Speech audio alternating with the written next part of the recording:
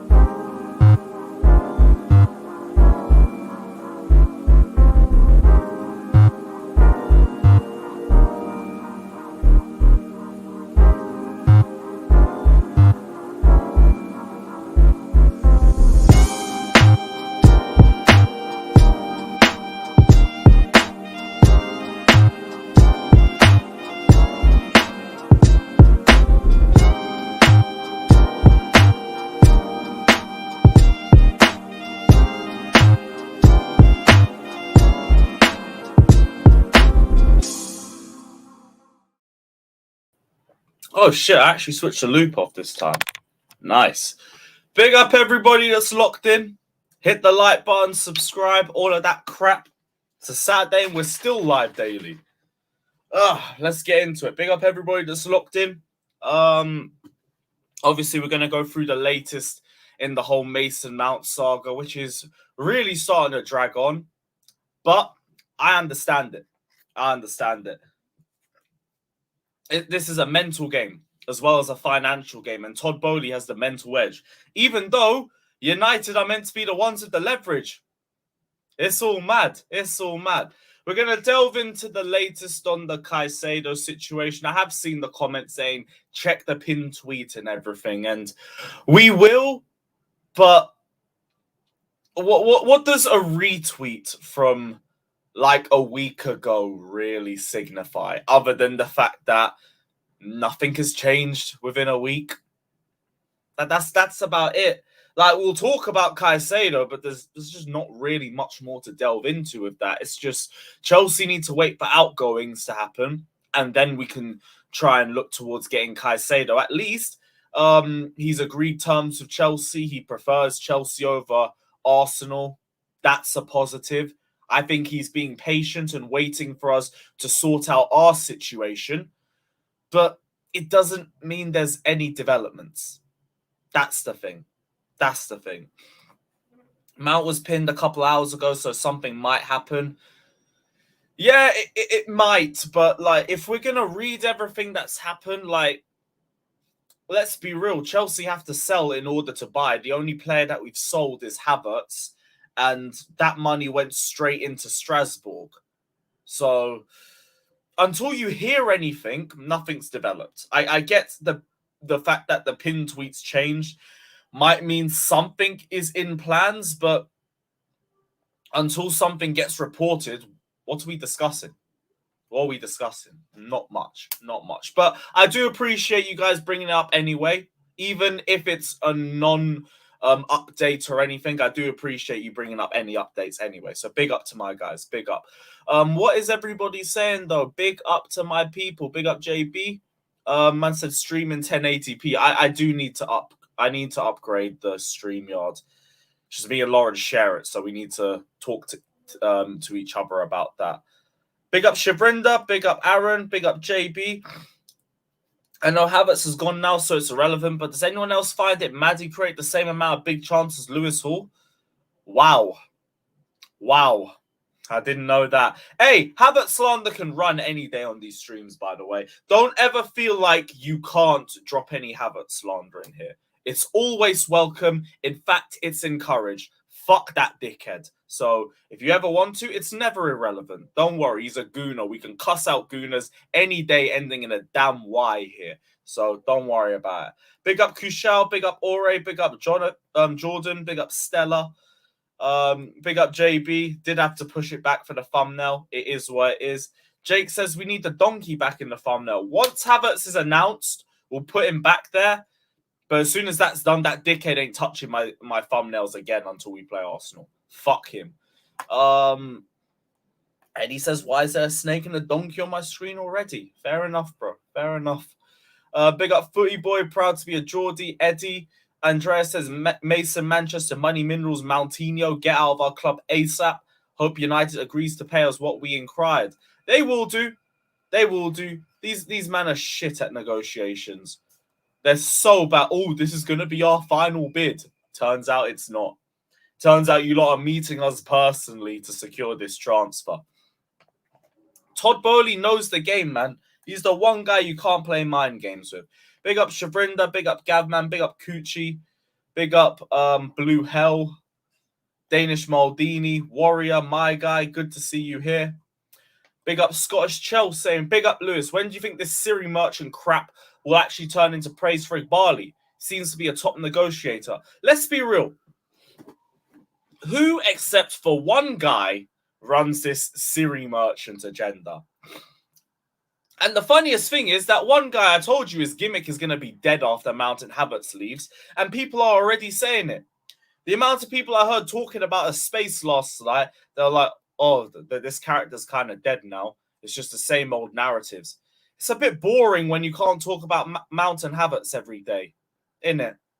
It's a bit boring. But hey, who saw that one coming? Who saw that one coming? Big up Pesvian.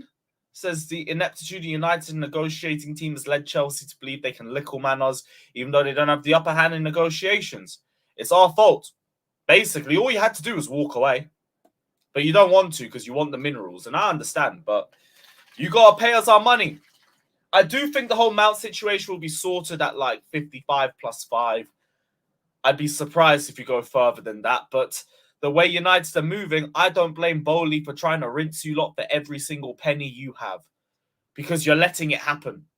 You're letting it happen. Mount clearly wants United. It doesn't look good on United's front either if you can't get a marquee signing just because of a couple million. So I get United staying involved in this. But you shouldn't have said it's your final bid. That was a bluff. And Bowley called it. And it's a bit long for you guys now. What else? Big up Kingsley saying when Fabrizio pins a tweet, it means deal is done. Remember, we bid 60 million 3 weeks ago via David Ornstein. The deal is being done secretly. Nah. When bid 60 million for what? Are you talking about Havertz? Because I'm really confused. A pinned tweet has never signified anything to me. It signified that either something may be developing, but it's not been reported yet, so it's just a lot of speculation, or it's just a trending topic at the time. So you pin it so you get more likes and retweets on that post. Like, if there's a development, usually it gets reported and then you know what the development is. There's been nothing. There's been nothing so far. Big up Fatter as well, saying bring back Klasref. I will send the link out later, so if he's about, he's always welcome on. Always welcome on. Ben, I will be there for that stream, bro. I will be there. Let's be real, Lewis. Can we really trust Fabrizio? He literally said if we reject the third bid, United will pull out. Because that's what was reported by United. It was a briefing. They briefed that. Now, obviously, that wasn't the case. Not because Fabrizio's a liar. It's because United are liars. Like, they're the ones who said it would be the final bid. They're the ones who have not let it be the final bid. So that's on them. That's on them. My vid's on. Yeah, it's because I record on my phone. I record on my phone for Chelsea Fan TV. This is my laptop, and I'm just gonna pull the webcam and show you the webcam like I'm not literally recording on the webcam. I'm so fucking stupid. But the point stands. I've got a webcam on here, and it's only 740, so it is what it is. Someone's gassing Havertz up for creating a total of 75 key pass. One per game. Don't forget the idiots trying to praise Mason Mount for last season, even though he made 2 through balls from August to February. Boy. Yeah, Fraser, I ain't listening to that. Klasrev, United are keen on signing Shobosh. We need to get in the middle of that. I did see a Fabrizio article as well on Mohamed Kudus. I think he's linked to Brighton. That means we should be 100% in for him already because we know what Brighton are like. Kudus is a great midfielder. He's being looked at as a 10 replacement for if Mount when Mount and Havertz leave, but we need to get rid of Mount first. If we don't get rid of Mount first, we can't bring in anybody else. Because it is still outgoings before ingoings. But big up, my guy. Big up. Kingsley says, I'm talking about Caicedo. Remember that we bid 60 million 3 weeks ago via Ornstein. The deal's being done secretly. Why do I never even remember that bid? Look, we'll play it by ear on the Caicedo front, but I just don't think anything happens until Mount leaves. Maybe there's an agreement being put in place for after the Mount deal's sorted. I don't know, but again, we're speculating heavy on this topic. We're really speculating heavy on it. So, I don't know. Man. What else? I said Mason Mount's a rat, big facts. Fabrizio tweet. Is there another Fabrizio tweet? No, it's just the same stuff on Kudus. Okay, cool. Big up, Adam. I'm all good, bro. I hope you're doing well. But yeah, let's get through this whole Mount situation quickly. So a third bid was dropped by United earlier on Friday. And late in the evening, the bid was rejected. Chelsea rejected a third bid from United for Mason Mount, 50 million plus 5. Chelsea make a counter proposal of 58 plus 7. A nicer way of saying 65 million compared to the first. And they offer to meet Man United to find an amicable solution. And there is hope of a quick resolution so the 24-year-old doesn't miss pre-season and the start of the new campaign. United want this done quickly. Chelsea want this done quickly. It will get done after this meeting. After this meeting, either Mount will be sorted to Man United or United will walk away from the deal because there's no way they're going to meet up together and then it's not going to end up in a conclusion. Now, fair play to Bowley for calling their bluff. I wouldn't have minded him accepting this, but if he thinks he can get a bit more money, then who am I to judge? United haven't pulled away, so it was fair from him to call their bluff. And it makes sense anyway, accepting a lower valuation after United brief journalists that it's their final bid. And also Mount pushes for a lower fee and briefs journalists that he's not staying at Chelsea and he's not signing a new deal. If Chelsea just accept the first offer after all of that, it makes them look a bit weak in terms of negotiation. It makes them look like they can be bullied around. So I respect Bowley for just sticking to his guns and saying, no, I don't give a shit what the pair of you want. You know what the price tag is. Hit the valuation or you're not getting the player. It'll get sorted at 55 plus 5 or something, or maybe even the full amount that Bowley's asking for. And then it will be over. Mason Mount can fuck off to Manchester, take Minerals FC, and take the rest of the stands with him. And then it's over. No more stands, no more BS. Mount can go to United and he can misplace passes there too. You can enjoy the 2 through balls a season. All the misplaced passes, the ignored runs, hitting the first man on set pieces, that won't be our problem now.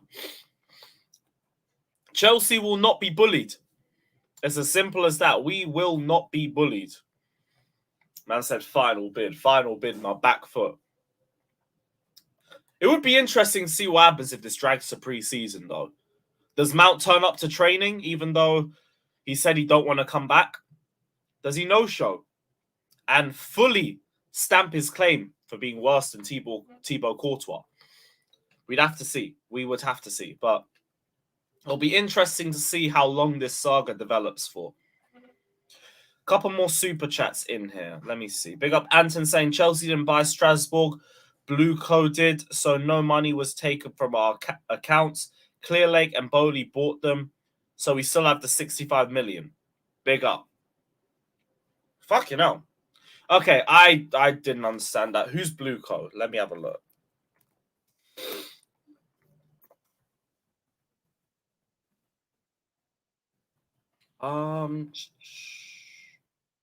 I haven't got a clue. Okay, so the money's still in our accounts then, if that's the case. Then maybe we can move in for Caicedo a bit earlier.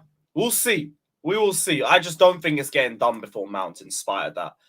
The whole narrative that we've been hearing all season has been we have to sell first and then we'll be able to buy after the fact. So I think it will still take a little bit of time.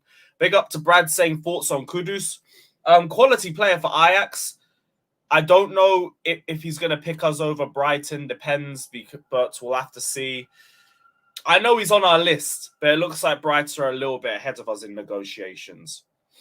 But he's another good quality player at a young age, fits the mold of player that Chelsea are trying to look for. We'll see. We'll see if Chelsea take this link a lot more seriously or not. Benjamin says, bring me João Felix. As much as I'd love that, Poch doesn't want him. So we kind of have to just leave it there. There's another one. Big up Rowan saying Todd not letting Mounts camp feel they're in control, making that rat squeal. This new board has balls. Can't wait to get my Chelsea back. Exactly. Exactly. We will not get bullied by these players who want to leave our football club. If you want to leave, you can wait until a fair offer comes or you can fuck off. Strasbourg need players. Strasbourg need players. So if Mason Mount to United falls through, you better hope you know good French. You better hope you know French because otherwise it's a little bit long for you. It's a little long.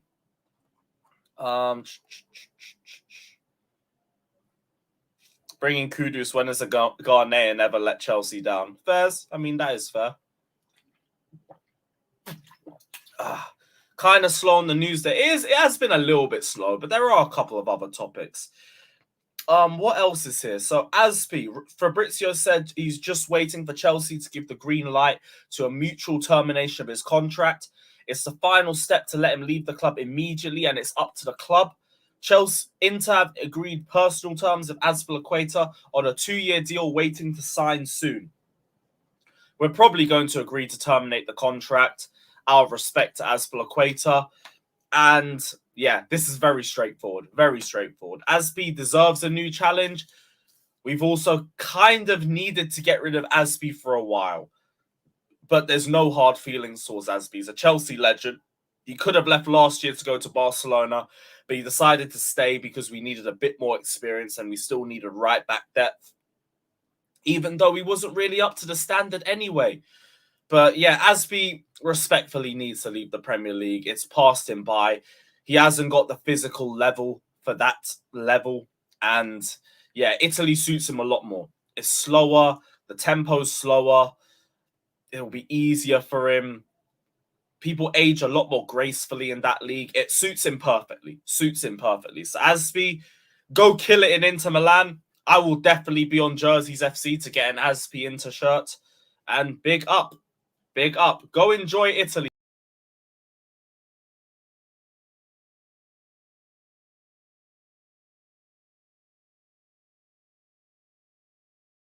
The fuck did it kick me out for? I didn't even press anything. Whatever, man. Whatever, man. This thing's pissing me off. Okay, so Blueco is the consortium. Okay, it's the parent owner. Okay. So they paid for it. Now it makes a bit more sense. The one thing I will say, though, is I think the Havertz deal was meant to be like 16 million or something over 3 to 4 years. So I don't think we got a lot immediately, but I guess there's like 16 to 20 million to play around with, I guess. 80 mil too much for Caicedo? Not really. I think it's a fair amount. Oh, Baba Rahman's from Ghana. Maybe not. I said Johnny cut the cable. He probably did, the dickhead. I don't know what happened. I pressed one button and I just disappeared. And it weren't even on the top right. So I didn't press the X button. I didn't press the back button. I don't know, man. I don't know. Respect Asby, but I'll never wear an Inter shirt. I don't know. I don't see much wrong with wearing European kits. As long as they're not direct rivals of Chelsea or, let's say, English kits. I don't understand anyone wearing Upper England shirts unless they're your local team or something. But for me, European kits, some of them look beautiful. There is nothing wrong wearing a European kit. Aijai says we need Lautaro Martinez. Not really. He's another one of those strikers that can't really play as a one up top. He needs to play as a two, as a second striker. And I would rather have someone who can lead the line by themselves. So I'm not really too keen on Lautaro. I wouldn't turn my nose up at him. He gets 20 goals a season regularly in the Italian league. So he is a consistent goal scorer. But he's a two up top striker. He's not a one up top. So I'm not too keen on him. Not too keen. Brad says Caicedo is the real deal. Easily worth 90 million for me. Big facts. We'll see if they want a Gallagher or a Brozier or something.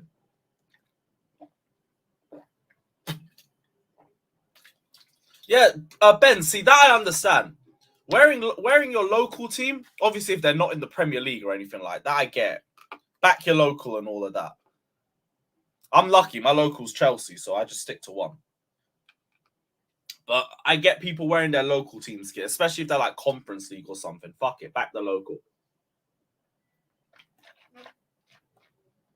Lewis, we need you to cook Johnny. I can't lie. He's already been cooked. We cook him daily here. And the timeline's now cooking him as well. Any more cooking and this guy's going to be too well done. So, yeah, I don't mind. Like, bun that guy anyway. That guy's been chatting shit all year. But his gimmick's dead. There's no point beating a dead horse. Let's be real, Lewis. If you got good money, you would wear any football shirt. Would anyone, let's say, 1,000? I wouldn't go near an Arsenal or Tottenham shirt. Sorry.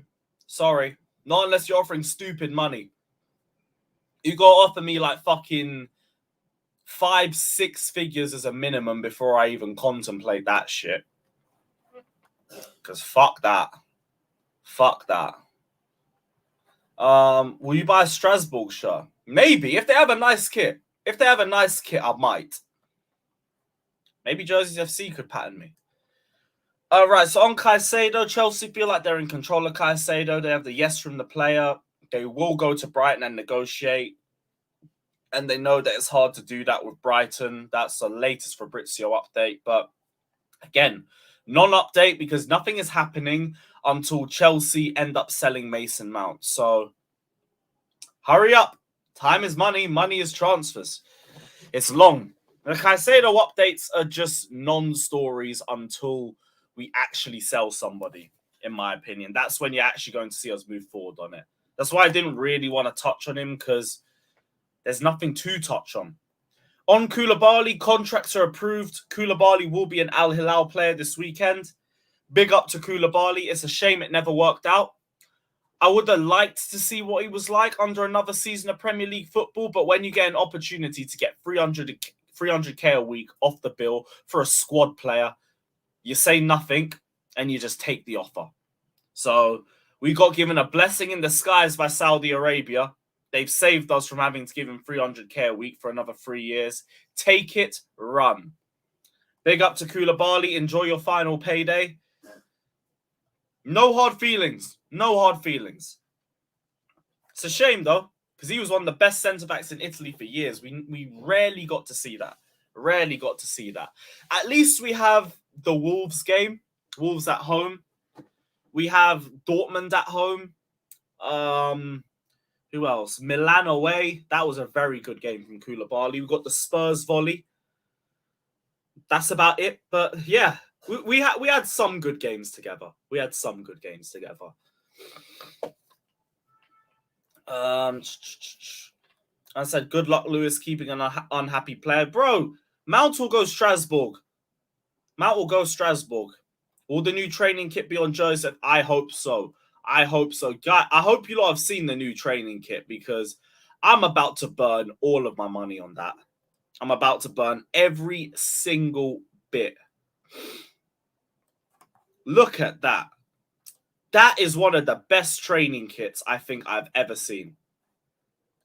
Ever. As soon as I see that tank top at the mega store, I am going there and I am purchasing that shit. Immediately. Then I'm getting the jumper. They better make a jacket like that as well. I might get that before I get the kit. Because, boy, that is beautiful. That is beautiful. I'm saying that's right. Man, get some taste. Get some taste. That is beautiful. I say click on the link as well. Let me see what's there. Let me see what is there. It's about time we had a black and gold kit. Oh, okay. The shirt might have to get copped too. The shirt might have to get copped. Yeah, that is nice. That is beautiful. That is beautiful. Get me the t-shirt. Like I said, get me the tech fleece. Get me the tech. I'm about to burn 300, 400 off this training kit. Oh, dear. Oh, dear. Well, something to look forward to. Something to look forward to. Yeah, nice kit, though. Nice kit, though. Have we got any other news? Lukaku. Chelsea have rejected a 7 million loan offer from Inter Milan for Lukaku. 7 million, you stingy, broke bastards. I can't be bothered. I wouldn't even pick up their calls unless they offer something near 40 million. Because that's how much it's going to take to sell Lukaku. Gazzetta said they've sent a loud and clear message to Lukaku, telling him he must secure a permanent transfer for around 40 million this summer. AC Milan and Al Hilal have both presented offers. You got to find a club, bro. Otherwise, again, Strasbourg is waiting. Strasbourg is waiting. Inter Milan can't afford you. So all that shaking your ass and everything was for nothing. Now you might have to be a rat and go to AC Milan. Like, I don't know what other options are there for you. England, what other English clubs would take Lukaku and that money? Maybe Newcastle. Maybe Newcastle, but they have two better forwards. I don't know. The options for Lukaku's looking a little bit dead, but that's a him problem. Unless he wants to buy himself out of his contract, you got to figure that out for yourself. Inter Milan are just broke. They can't afford you. You don't want to go Saudi. You got to figure that one out for yourself. I keep saying, though, if you want to go in for Osimhen or something, maybe you could offer Lukaku going the other way and get a little bit off the transfer fee. Maybe that would work. Same energy for Juve and Vlahovic, although I don't know if Lukaku would want to join there after the whole racist incident a couple months ago. But he's going to have to find a club. He's going to have to find a club. Because, boy, that's long. Mudryk to Strasbourg. Fuck that, no. Keep him. Everton. Ha! Ha! Look who's back 2.0. That would be good. Brighton wouldn't go near his ass. A man said Luton. The MLS. At least be closer to Meg. Villa. Hey, Arsenal, send him to the retirement home. Good shout. Good shout. Man said he might be bigger than Luton Stadium. Craziness. Craziness. That's all mad. Big up to Ben, saying big up, bro. Coming to London in August and thinking about doing the stadium tour. Is it worth it? Hope to see you at West Ham away. I will be there. I will be there, bro. But yeah, go take the stadium tour. It's always a great trip round. It starts off in the trophy room and the museum and everything. You get to see all of our finest trophies. You get to see the Champions League, only place in London where you can go and visit it. Yeah, it's a great tour. I might actually go take it myself, to be honest, in the next month or two. Fuck all to do. Might as well go around the bridge again. But yeah, go take a stadium tour. It's beautiful. It is beautiful. Right, link is going out, though. Link is going out. Let me see who's about in general. PDF, what? Oh, I'll read that in my own time. Save for that, Fata, though. Save for that.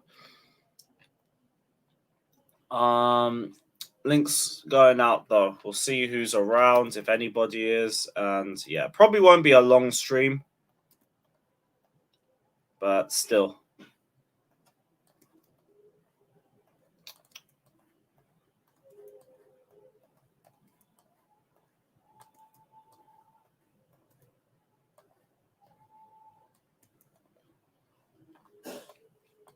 Right, bear with me quickly, though. Because this laptop is moving slow again. And I can't be arsed. Can't be arsed.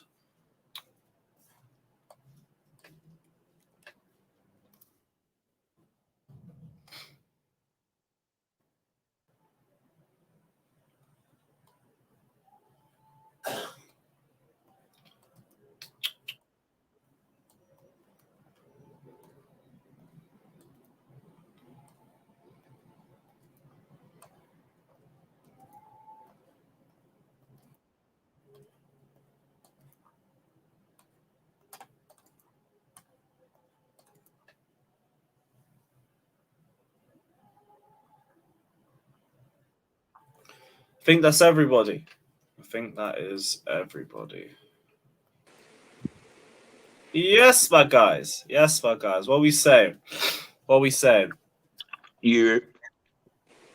Anyone worried about another Mason Mount bid getting rejected? Should we just be accepting the money? Nope. Um, Because it's Man United. See, That's what they do.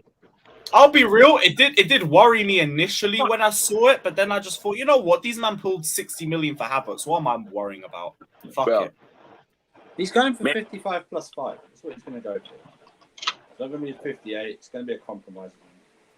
55 plus 5. It's fine. If they want Mount that bad and walk away for $5 million, then they didn't want him. Yeah, it's just upping it again by another 5. And then it's fine. So let me start the conversation about the red and not red again. So there's a what's the name? Deal on Mason Mount was table before the World Cup when he actually agreed to sign and stuff like that. Everybody knows about that deal, right? Everybody? Which one? The Nope. 200K a week one? Yeah. When at the World Cup, and he's supposed to sign it right when he comes back. No, he was supposed to sign it and he didn't. No, No, don't say no. If there's a deal on the table and you don't sign it, that means you didn't sign it. that deal. I'm talking about the deal that was on the table in the That in he the didn't World Cup. sign. Yeah, that he didn't sign. He wasn't signed because he was not in a. He was in a World Cup tournament. No, he didn't sign it because he decided he was Jimmy, going to go away from the World Cup. I will put Jimmy. I will put the freaking what's the name? What's his name? That report. I'm driving. I cannot do it right now, but I will put that report that happened in January. Don't tell me the report I'm Yeah, talking but about. that- If you that have report- that if you report- have hold on. different report, you I can don't tell have me a about the different report. I don't have a different report. Let me tell you what. I Okay, have. well then don't say Let me no. tell you what And I have though. I have a history of those same reporters sucking Mount's dick. Okay. Oh Only my giving his God. side. Yeah, I'm done. Only You choosing giving what his report? side of the No, story. you can argue with report that you know, and I will argue report that I'm I not know. arguing with a report. Alex. What are you I'm doing right arguing now with me? What are you I'm doing not right now with arguing the me? report. Did you hear what I'm saying? Did you hear what I'm saying? I'm No, arguing. because you don't I'm even know what I'm arguing the saying. You way didn't the let me report. finish. You I did know not let what me you were finish what I saying, was saying. Alex. You saying there's a report saying that they pulled the contract, but that report makes it sound good for his Just side. talk. I don't have time. I'm driving. You can talk to yourself. I'm not talking to myself. I'm talking to the panel and the crowd. I'm not talking to myself. I talking to the crowd. don't know where we were gonna go with that. My point that he was saying that there was a report that we had a contract and we pulled it. And I said, yeah, that sounds good for Mason Mount's camp. That sounds good that we had a report and we had a contract and we pulled it while he was at World Cup. That sounds good. But how about maybe the contract was up there before he went to World Cup? It was there, offered, and he stalled. And by the time he came back, they changed their mind. How about that? I think we also brought in some new directors and everything. And that was my point. The contract was there. He didn't take it. And by the time he came back, there was new people in order. And they said, whoa. No, we don't this contract, we don't want to do this contract. Do it this way. I'll also say he didn't do anything before or after the World Cup to justify that money either. So here's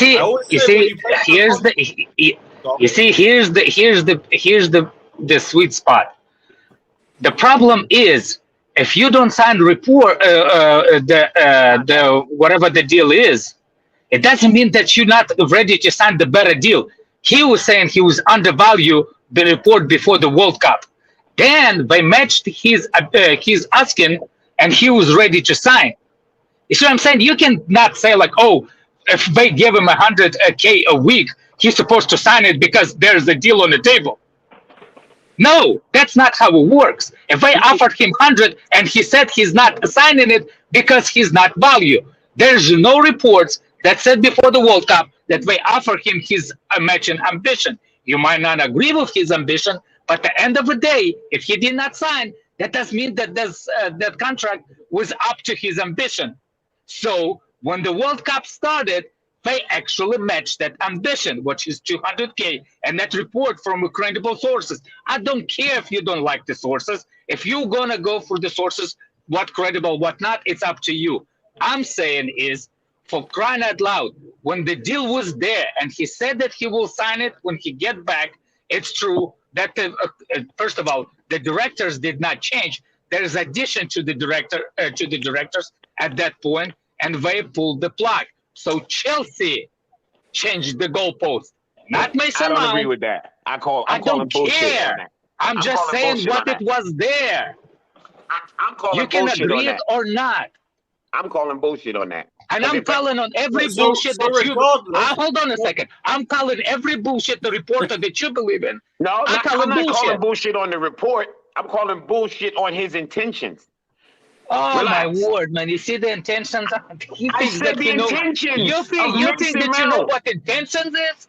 I'm calling bullshit on the intentions because I'm saying if the contract was there and he said that contract is good, I'll sign it when I get back. If the contract is good, you fucking sign it then. I won't say that. What is the point? That's my only point. I'm not arguing about the report. I'm arguing about his intentions, Alex. If there's a contract on the table. Look at you talking about the guy's intention. Like you will know in his head what his intentions are. It's not about what's in his head, Alex. Oh I go my by your actions. What's intention? I can only go by what you do. What's the word intention means? I can only go by what you do. Your actions tell me. Hold on. Your actions tell me. He did the action. So if there's a contract on the table that you agree with, why would you not sign it? Because he's not there. Are you that dumb? You don't have to be anywhere to sign a fucking contract. Wait. Didn't that report say that they were going to go to Qatar to sign the contract? I don't know. All I know You is don't that have to be in somebody's face to sign a contract. I've signed contracts. I've signed contracts on my phone with my finger. Wait, Jimmy, wait. I remember hearing about the 200K. I'm done. You can. Guys, let me talk. The 200K a week contract was offered to him before the World Cup, and they were going to go to Qatar to sign it with him. He wanted to wait until after the World Cup. More directors came in, and their narrative changed after that. Thank you. That's just the way it went. Bro, You're welcome. You're welcome. Whose narrative changed? What's the key word in narrative? Whose narrative? Well, nobody said narrative. Read it again, saying whose intentions were changed. The Chelsea What's board. the word they means? The Chelsea board. Exactly. I hold my peace. You go believe in whatever you want to You believe. hold one piece. If the contract was on the table and he didn't sign it, then what are you talking about? Like He didn't sign it. I'm glad they pulled it back. He didn't deserve that money anyway. But all right, if somebody, But the big Alex, point. let me ask you a question. I don't know. Let me ask you a question. No, I'm done. You argue just for sake of arguing. Lewis, I'm asking you. Okay, you're right. You're right. For the sake of arguing. You agree What are you that the talking value about? of the Because player. I don't agree with you. No, that's not what I'm saying. You beating about around the same bush for no freaking reason. For no reason. What beating around what bush? I said Mason Mount had no intent of signing the contract. I ain't changed what I said. He said no. What do you mean he had no intention? If it's actually within the contract, within the article saying that he had all the intentions of signing it. What are you talking about? But that okay, and I understand that, Alex. But oh all my the God, articles. So where you getting? Let me tell you why. Let me tell you. Okay. Let me tell you why I take a grain of salt with that. I don't need you to tell me. I want to ask. So why the fuck you ask me then? You asked me why I don't believe Can it. we move on? You just asked me why I don't believe it. Because the media is biased for Mount. It's every report leans in his favor. Like if I was sitting down watching the reports be back and forth, I would go, okay, it's a little fair. All the reporters have openly said with their mouth, they're biased for Mason Mount. They said it. The Alex show me in that article that we're saying that we're biased. Whoa. Actually, wait. Because now I'm confused because I've just seen this. I remember this from Mount rejected a new contract with Chelsea worth over 200K a week before he left for Qatar. So yeah, wait, what? Bro, so he rejected. Hold on a second. He rejected before 200 or more than 200, and then he agreed to 200. Well, then did he agree to 200 then when this is saying different? I thought he was getting more than 200. The whole argument, the whole reason why I started, it was the reason because I wanted to show that he is actually, and how you can call a guy a rat, that he's not the one that actually changed the goalposts. That's all it was I was trying to say. You know why you can call him a rat? I'm going to tell you why you can call him a rat. Oh, my God, because I freaking can't change my point. Seriously. You know why you can call him a rat? But the points changed now because, like, I thought the whole thing was that there was one agreed before and they were going to go to Qatar. Isn't the most important thing that he's not going to sign it now, no matter what? Thank you. And that's my point. The fucking contract was there. He didn't sign it. Right. What? Exactly. I'm not going off of what you say you're going to do. That contract. Yeah. This whole thing. Okay. I'm surprised you followed all that. I got lost. I understand that you're saying that he is not signing now contract. But if you, for example, if you're a player, right? If you're a player and you had the contract on the table that you said that you're going to sign the minute you go and come back from the camp. And they're the ones that change the narrative. That I know. Are you allowed to be upset there, Andrew? No, I'm not. I don't deny. I don't know. I agree with you. Hold on. So you're going to be so upset. Why you not let the people You're going to be so upset. Why you not going to letting leave the people club? talk? You've been out since you was 8. Hang on. You so upset. Let me just say though. The club that you claim you love. Guys, everyone. Andrew, go on, Andrew. I still go to my main point now. Who did what? Doesn't matter now. He's not going to sign a new contract. We can go back and forth. Whether he leaves this summer or leaves on a free, the relationship's broken down between the player and the club, where he's been here for 8 months or since he was 8 years old. He's not going to sign a new contract now. That's the main issue. And we're not going to offer him what he wants. Therefore, we need to sell him now, preferably, or he walks away on a free. And that's the difference. The whole point is that it's now, not what was done before. It's the now situation we need to focus on. He's not going to sign a new contract. He's made it, whoever's leaked it, whether it's the club or his representatives, it's come out by several sources. He's not going to sign a new contract, and he's prepared to stay and walk out on a free, which is not good for us. That's all fine and dandy. I agree with that. It's on him. My point is how you can call him a rat when he actually agreed to sign it, and the main point is that changed the post. When you finish, I'll tell you what. Alex, I need to see that article because this is telling me something. You are reading it, Lewis. You just read the part of it. But then this is saying something completely different. So I now need to see who reported the other one. Because what's there to believe? There's 2 different articles saying 2 different things. And that was my original point. I didn't come to try to tell Alex he was wrong. My point was... This is literally going against what you've said. Sorry, Jimmy. Well, hold on. What's saying against what I'm saying? What is a new contract before he left for Qatar? I don't see anything saying that there was one agreed. I can drive and show you that article. No worries. No. Hold on a second. You actually was reading from the from the article that I was talking about. No, I know what it was. I don't know where it was. I can't go back and address it. I can't find it. But I've heard what the one you're talking about. Yeah.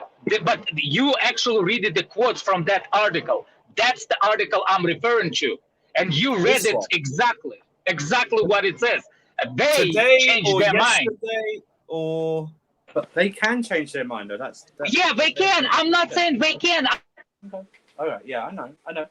They changed their mind. I'm disputing the way people turning like it's, oh my God, he's the one that changed the goalpost. No, he didn't.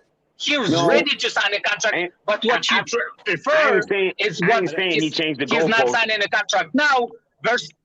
No, I don't think they're reacting. I just think they're reacting to what's come out this week about him saying he's definitely not going to sign. Yes, that's what people are calling him a rat about, because they're willing to say, okay, Mason Mount, and he wants us to take less money too. That's the other. Hold on, but not only that. Okay, let's say for instance, Mount felt he got disrespected. Okay, all of that happened. Yeah. They still came back to him. They said, okay, whatever. Here's the contract of what you actually, the money you actually want. It's not the years. It's not the long. This is long. We have all this history. Take this. Let's work it out. Let's talk about it, because that's what you do with a club that you love. Like Chelsea. Big up, never a foul for the Rays. Aspilicueta is under contract. He wants to leave. They could have held on and said, no, we're going to get $1,500,000, something. They said, you know what? Cool. You didn't make a fuss. You didn't make a fight. You didn't make no noise. We'll work with you. Let's just do it this way. All I'm saying, this is my last piece. Chelsea, I'm going to tell you why people can call him a rat now. Chelsea is currently negotiating with Man U. If Mason Mount just shut the fuck up, Chelsea can get what they want from Man U, and Mason Mount can get his move, because he know there's 1 year left. We have to get money for him.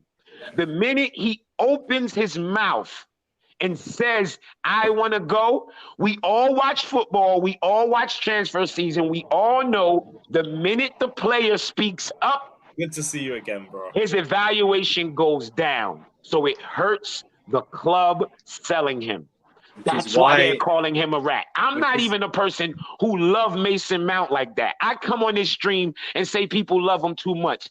The people who love him, George Benson, Eunice Talk Football, those dudes, they love him.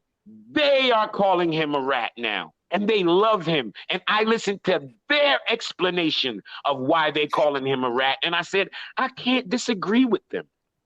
They backed him when the rest of the fan base was against him. They backed him when he was saying he want to leave or he want to join up. They backed him, and then the minute he tried to make his evaluation lower, that's when they called him a rat. They didn't call him a rat no other time. They called him a rat when he started doing the rat shit. The behind the scenes, I'm going to send messages through my intermediaries.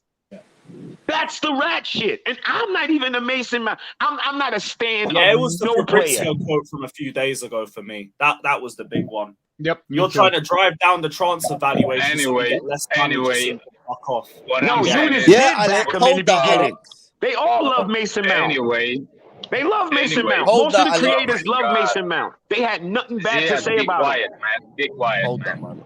I beg.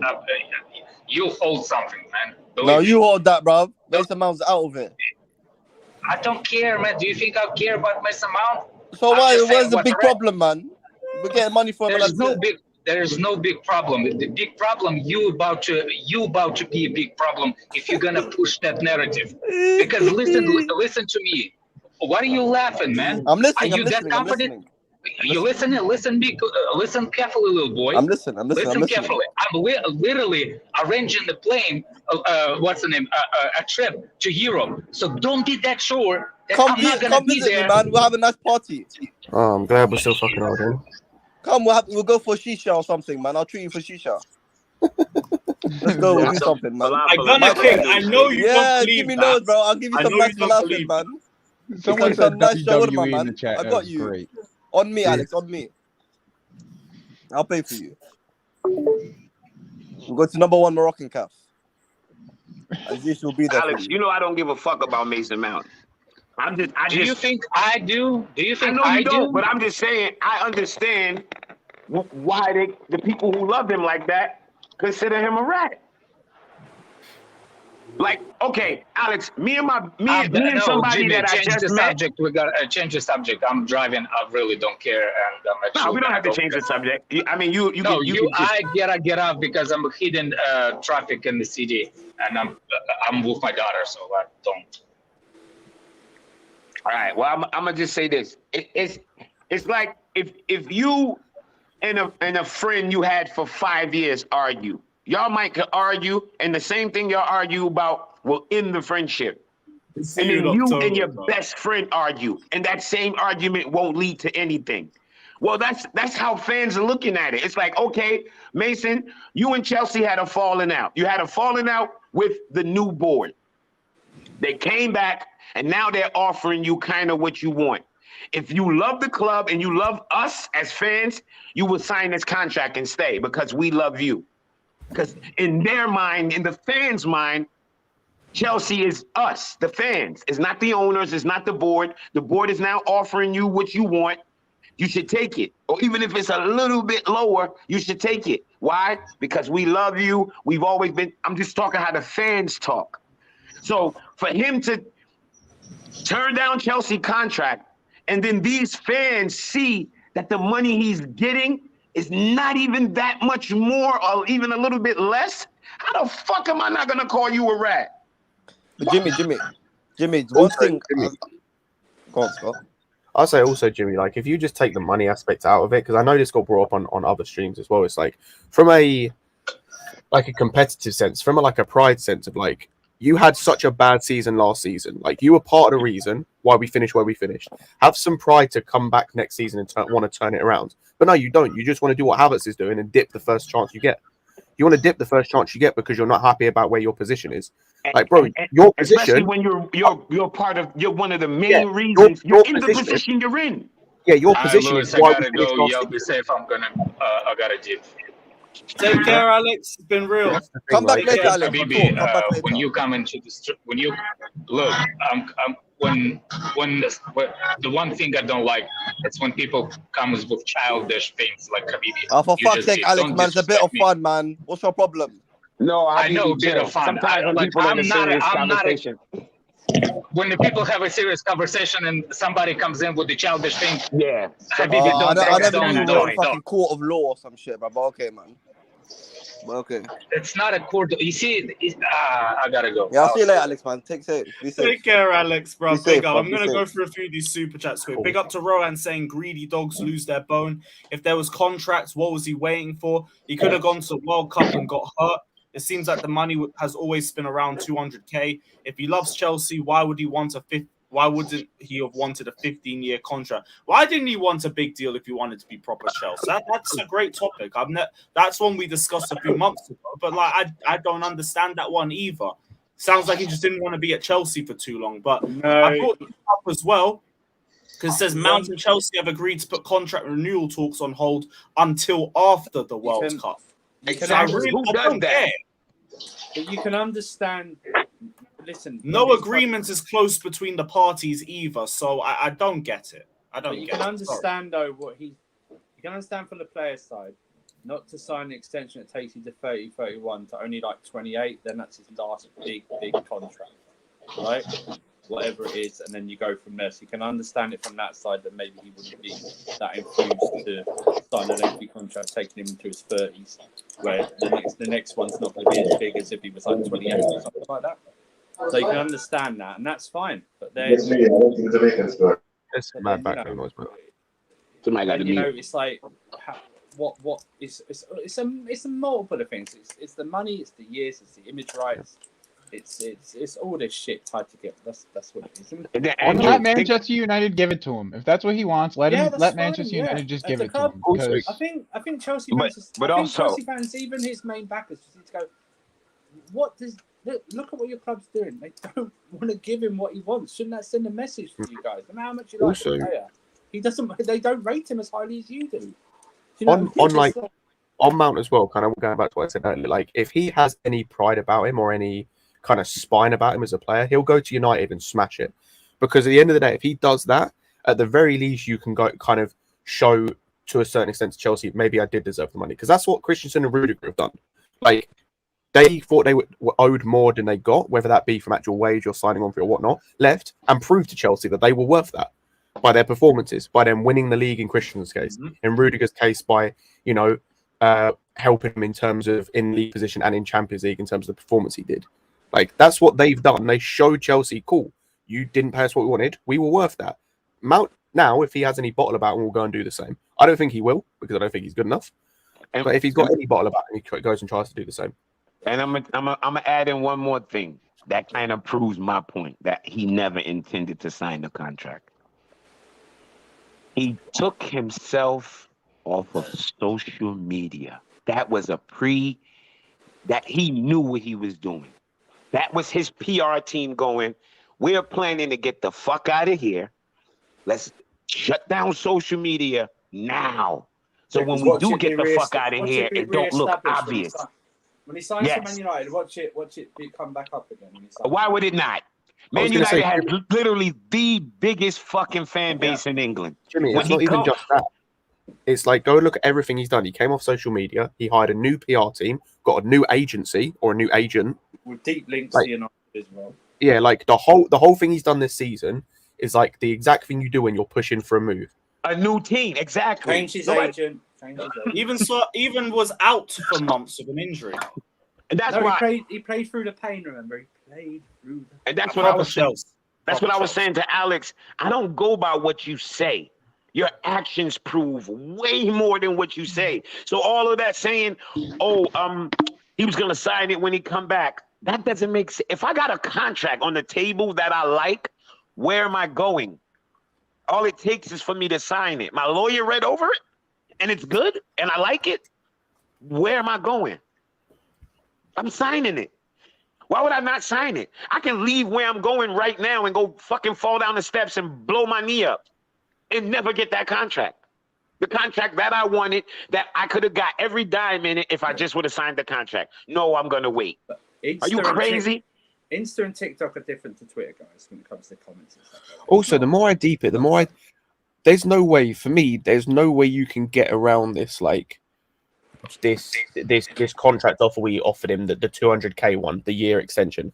I can't work out any way on God's earth why you would reject that. If it was a case of you had either an intention to prove to the club what you could do, or you wanted to actually stay.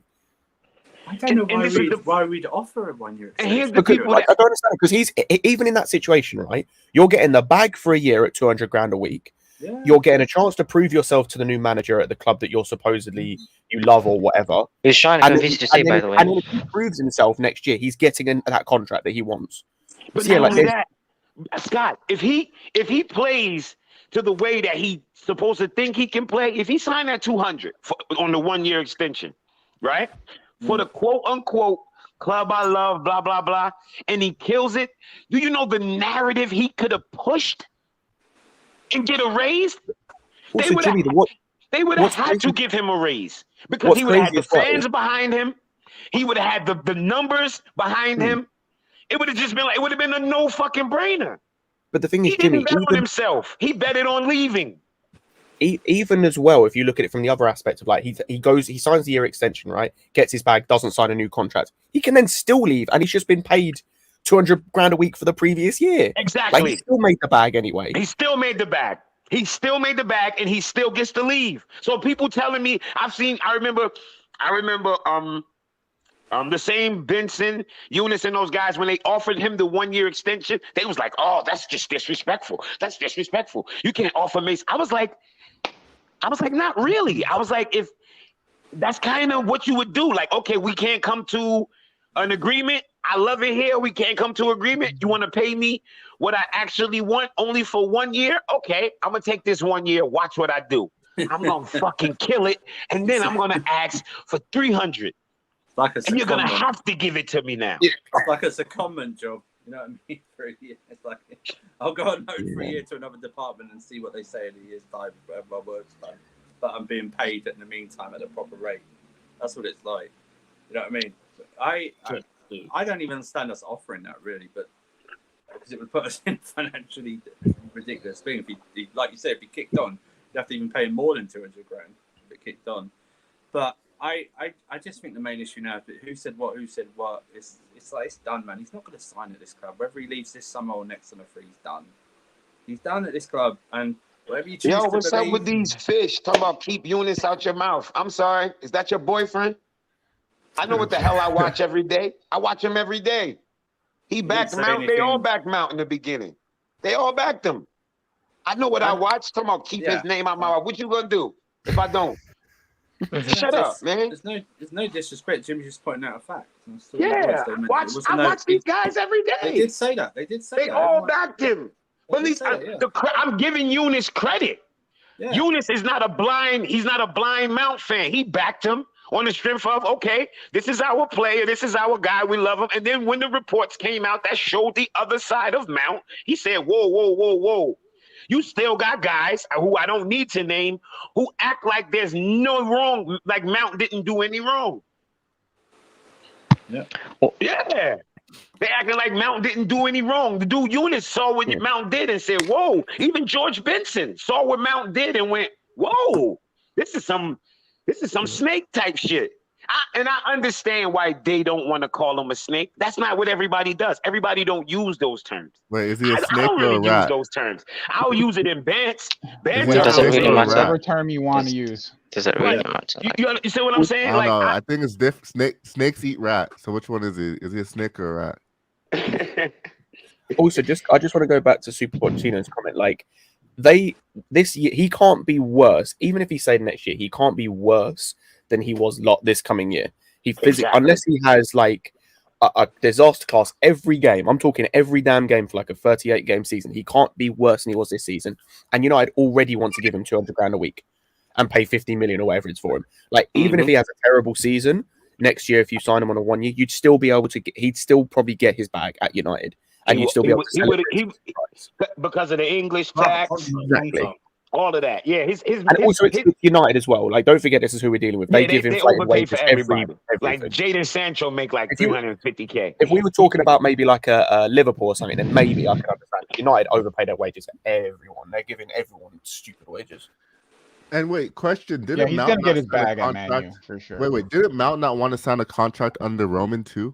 Weren't they trying to give him a new contract before Sanction. I can't remember. He wants like 300k premium. Like, if you actually think about his position, right? He's hanging out with other footballers' friends like Jadon Sancho, like Rashford, all of these England teammates. You know, they're in like almost like 300k a week. He thought he could be on a nationalist football club, and then the club literally just slammed the door into it. Like they literally gave him a reality check, and his ego, how he's like, nah, I'm going to United. That's probably it. Well, I just can't I wait till think this they're saying goes that United is giving him 185 base that can go up to 200 or something like that. You know what I mean? That's not much. So it's pretty like the same kind of money. And I think that's the part that made a lot of the Mount fans that's not stands, Mount fans, not the stands, because you know stands don't switch. The Mount fans, I think that was their point when they went, oh wait, this don't sound right. If the money is close, you would think, okay, he's gonna stay with Chelsea. If we're 50k off or 30k off, or you'll think, okay, just because it's Chelsea, I'll stay. When they saw that the money was close, they like, damn, well, this is really on some. Hey, guys, we keep talking about money. It might not even be money. It might just be playing. He might be knowing that, like, I'm not going to play as much as Chelsea going forward in Poch's system. And again, then I can't lie. If that's the case, it comes back to what I said earlier. He's a bitch.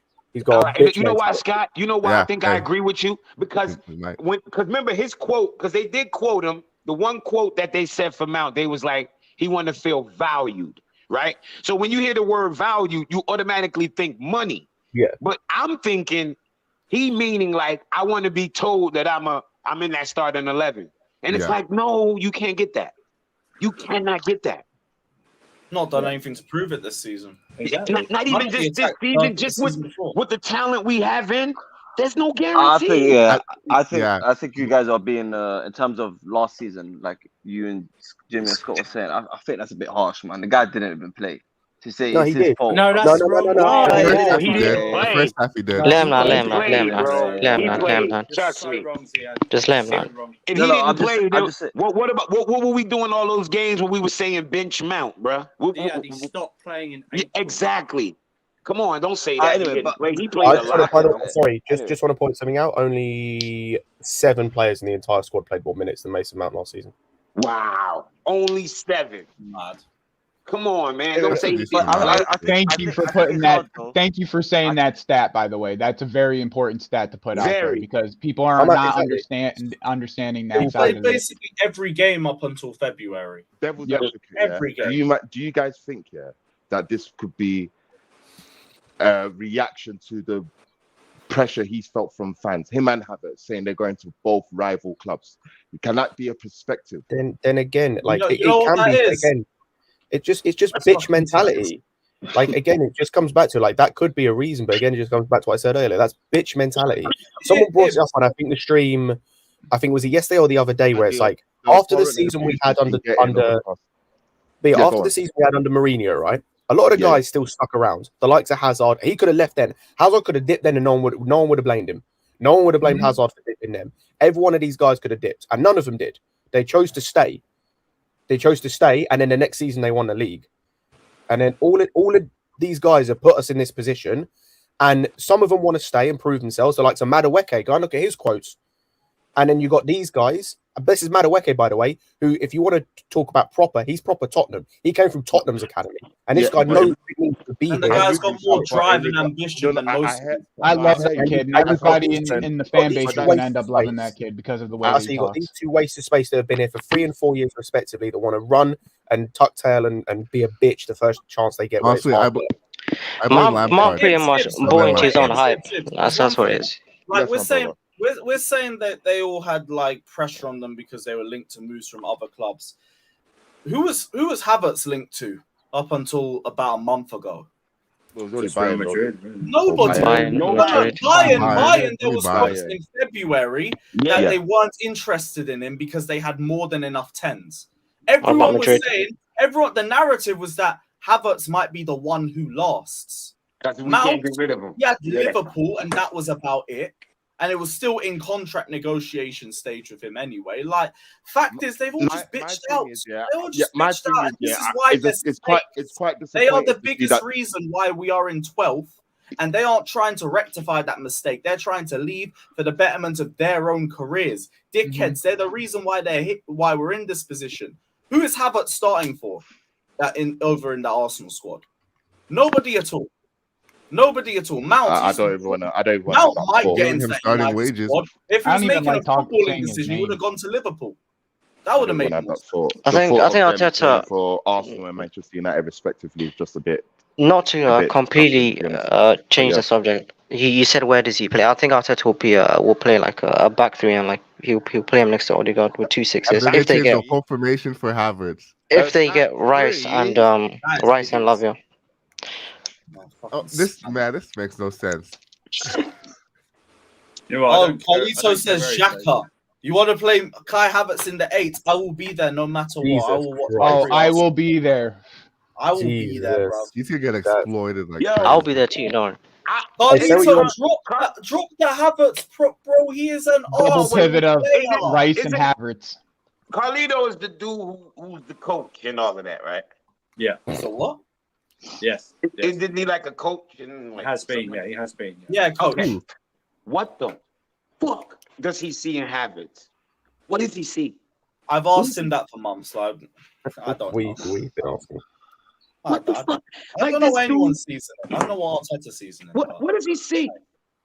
I watched. Did y'all watch Havertz every touch from the game, the Germany game the other day? Oh my God! Carlito, do you want to hop on? Do you want to hop on? No, I get PTSD, Jimmy, watching him play. Yo, what?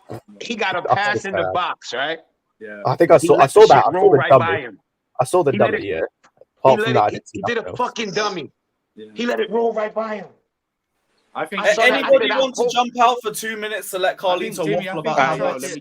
Let me jump out. Let Carlito come in. Big up my guy. Big up. This is gonna go. Hey Jimmy, Havertz tried to go for I'm looking forward to it, bro. That was all. He's about to call Jimmy a boy, man. He's not talented enough to do the double. No. Jesus. Right, let me just go through these super chats before Carlito comes. Amen says, you guys think calling a human rat is right if he wants to change a company he works for? Whatever the reason, please be civilized in argument, people. Big up for your donation. I'm sorry, Mason Mount is a giant rat, and it's not going to change. Yeah, but Lewis. Bro, it's difficult though, Jimmy. Before you go, Ziad, Coochie says, stop the cap, Alex. Mount is one hell of a rat. Big facts. And Dinishan says, Mount could sign 1 year at 200k and see how Poch is. That's what I've been saying all season. Do that if you really want to prove yourself. But apparently it's raising his transfer value, which again, he wanted to dive down to get himself out of the club. Thank you. Why if he loved the club, he would want his transfer value. I'm gonna play devil's advocate. Oh, wait, one more. You're gonna argue a point you don't even believe in. No. Just before you go, when you play devil's advocate, you are being disingenuous. One sec. Guys, let me just read this one super chat and you can all go. Big up Rowan saying Mount is a brand. He needs UCL. He felt he was bigger than us. We signed more talented players for less wages who believe in our project. He's been here since he was 8 and he don't want to ride with us. Exactly. He wants Champions League football. That was Mount is a brand. This is true, by the way. Sorry. He wants to be a brand. He wants to be That's why he's had more advertisements this season than he's had goals and assists for Chelsea. That's how he through balls. I just want to say on this, by the way, he's a giant rat. Before everyone else goes off, I just want to say, hang on, just before you go. On this, I just want to say on this point, and then you can go. On this point, if this is anywhere true about how Mount feels, what does this man think he is? Fucking Ronaldo? Like, you got the likes of Ronaldo, Messi, they're brand. I told you. Scott, let me be the first to tell you that's exactly what he thinks. Now, look, I'm only going to be on for 2 minutes. Here's the deal. I want to say 2 things. One thing about Mount, next about Havertz. Thing about Mount, and I'll say this allegedly, but this is how I feel. This is my personal opinion, all right? This guy has had 4 journalists and 2 YouTubers that have given him very favorable PR. Now, you want to call it PR, you want to call it writing, you want to call it publication, whatever. All right. They've been very favorable to him. They've said in the media that this guy wants to stay, proper Chelsea for life, next Frank Lampard, okay, captain, whatever. Right. And in return, this is my opinion, I feel as though he has given them access to the club. And by access, I mean information. That tit for tat, call it dick sucking, call it whatever you want. But that's how I feel. and this is the exchange that I think that has happened again, allegedly. This is my own personal opinion. But now that this is proven to be something where he simply wanted to leave the entire time, and Chelsea has given him, consistent offers, and he's declined them. And yet, the offers that have been alleged, he's now accepted at Man United. It's $200K, right? So to me, it just says that he wants to leave. He's always wanted to leave. This is a contention I've had for 2 years. That's fine. That's fine. Okay. But anyone that doesn't believe that, people like Johnny and everybody in between, okay, you guys need to get off it and just admit that you were either wrong or shut the fuck up because you're embarrassing yourselves. But for the journalist that carried his water, shame on you. Shame on you. Because look how foolish you look now. Look at you now. All that professional integrity that you've garnered over the years. Look at you now. Look at you now. Look at all of the sacrifices you've made in your name, and you put it on a player that's betrayed you. Because guess what? He's now going to go to the United journalists. Not the United journalists. He's going to do the same thing. He's going to cozy up to Mark Goldberg. He's going to cozy up to all these guys. So, fellas, you were played. Congratulations. DJ Khaled, you played yourself. As for Havertz, he's a good player. I think he's a good player. But guess what? That does not mean that I'm not thankful for the $65 million. Lewis and Andrew have propagated that I'm some fucking Johnny Minerals Stan equivalent to Havertz. That is absolutely inaccurate. My favorite player is Jack Grealish, Paulo Dybala, and Bernardo Silva. I like midfield. Okay, relax on all that fucking shit. I think Havertz is a good player. Guess what I like more, though? Guess what I like more? I like 65 fucking million more because we goddamn need it. He wanted to go. That's fine. Well, Carlito is not as much as a stand as I would have thought. Because I think he's a good player. Okay, I think he's a good player. I do it for last with Lewis and Andrew. And Lewis knows I'm fucking around. Yeah, I see people it was very hard to tell throughout the year. Oh, give me a break, Lewis. No, but here's the thing. I actually think he's a good player. It's just he's not a striker. His hold-up play is not as good as his movement and his creativity. His creativity is what I like. You had me with what I like. His movement. I like his movement. I give him that. Havertz has good movement. Yeah. He's got great. Look at it this way. Look at it this way. Because I say that I still think that Arteta is going to get Rice. That's great. And I think Rice is a good player. He's certainly not as good as Moises Caicedo. Shout out my guy, Caicedo. He's coming to Chelsea. But I think if you have Rice and you have Odegaard, who I consider to be the best attacking midfielder in the world, above anybody else, unequivocally, I think Odegaard is the best attacking midfielder in the world. You have him and Rice, and you have Havertz next to them. I think Havertz that statement. I think Havertz Wait, what? Oh, I think Odegaard's best at ACM. Odegaard. Nothing wrong with that. Odegaard's a baller. I love Odegaard. I think I voted him for player of the good, season. but what has he done to become the best attacking midfielder in the world? He's just what has he done? Oh, I don't know. He had a phenomenal season. Phenomenal season. He didn't. Wait, but let me finish, and then I'm going to go. I'll finish, and then I'm going to go. My point is this. I think that if you play Havertz next to Odegaard and Rice, and you've got Jesus, and you got Martinelli, and you've got Emile Smith-Rowe, and you got Saka in front of him. I think that's a recipe for a really good career resurgence. That's what I think. But am I sad that he's gone? Not really. I love the money. It's fine. It's fine. Wait, for the person who disagrees with the Odegaard shout, can I ask you a question about the trophy stuff?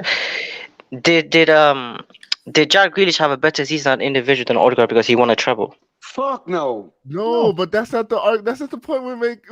But I agree with the point at all. We're talking about an individual versus he just said that it was. That's why I said allow it because he said he was the best. I agree with what Carlito said. He is the best attacking midfielder right now. But he said he didn't win anything as a rebuttal. Best attacking midfielder in the really world. like Odegaard, by the way. He's not the best attacking midfielder right now in the world. Yeah, and I agree. I think I really like him. Like at the end of the day, I will say it's as Jimmy said, it's his opinion. Like it's not. Yeah. It's not, and it's not an I wouldn't say it's an outrageous take. It's not super outrageous, It's not like something stupid. It's not like he said that he's miles better than like he's not like he said he's next to LA. Yeah, it's not like he said he's basically going by the form right now. Like, you know what I mean? Yeah, you have to take all of that into it. The form there is now. I mean, did we not say KDB? That's why I said I'm not saying he's wrong. I'm just saying it's very I would debate that, and it would be a very long debate on like. Oh yeah, a lot of people would. Because I don't think he's better than. And that's why I was saying just allow the comment because we could go on and on about that. Yeah, we'd be here all day about that, man. Yeah, so that was where I was going with that. Okay. Because I would say on Odegaard, by the way, if it wasn't for what's his name? If it wasn't for Haaland, he probably would have been player of the season last season. Yeah, Odegaard. Yeah. What was his stat? Wait, what was his stat line? I think like if you want to talk about performances, 17 he had like some shit 15 and that. 15, yeah. Yeah, 14 and 15. I think 15 goals and 14 assists or something like that. Until he does 20 for 20, he can't be the top. Man, listen, it's not just I'm about just the saying, stats. there's KDB in the If you same watch league, Arsenal play, like, we can't. I watch a lot of Arsenal because I tell to you guys all the time. All my friends are Arsenal fans. Odegaard played his ass off, bro. I know. He had a really good season. I agree. But and even the games where he quote unquote disappear, he still looked better than a lot of other players. But that's kind of my point. Still, though, the games when it mattered, he didn't show up at the end of the day. I'm not gonna say that. All the games matter. All the games matter. No, all the games matter. Look at KDB. When it matters, he shows up. Fans, he didn't show up in the final of the Champions League. Exactly. I was about to bring the final performance. Come on, not the injury bullshit. Well, hold on, but why do fans? Why do we always say that shit? The games that matter, all the games matter, bro. David, no. I agree with you, Jimmy. Did you see the goal KDB scored against Arsenal to say, "Hey, Jimmy, I agree with you, but there's games that separate themselves, right? There's always going to be those games that separate themselves. Of the big six, when you're playing against the big six, there's always going to be those games. And in those games, has Odegaard been in the UCL final? He just wasn't great. He has 2 UCLs, but not played a single minute during those times. I'm gonna say it again. All the games matter. If you're gonna tell me, oh well, he didn't score in the final. If I score 1,000 fucking goals but never score in the final, it's not a final, Jimmy. What are you gonna tell me? We're talking about just big six games. Jimmy, you're right. It's a big game. Show up. No, he doesn't show up against the big six. That's all we're saying. Come on, man. Whatever, man. He's in the same league, bro. Like, I'm not with all of that. All the games matter. And I won't disagree with you on that. But I'm not saying he's the best. That's all I'm saying. I didn't say it either, but this idea, like when people be like, "Oh, he didn't show up in the big games," it's like it's. I understand. That's what separates the best, though. Hold on. In sports. Hold on. In sports, when you have a series like a best of something, and you don't show up in the championship, I go, okay, yeah, then you just not a big game player.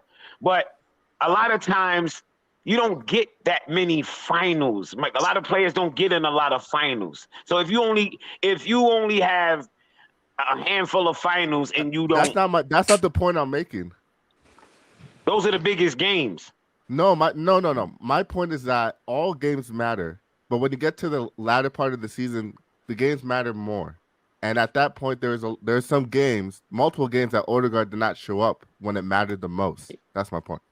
So but he was still the most consistent player throughout the season. I would agree with that. I would agree with that. Thierry Henry was considered not being a big game player.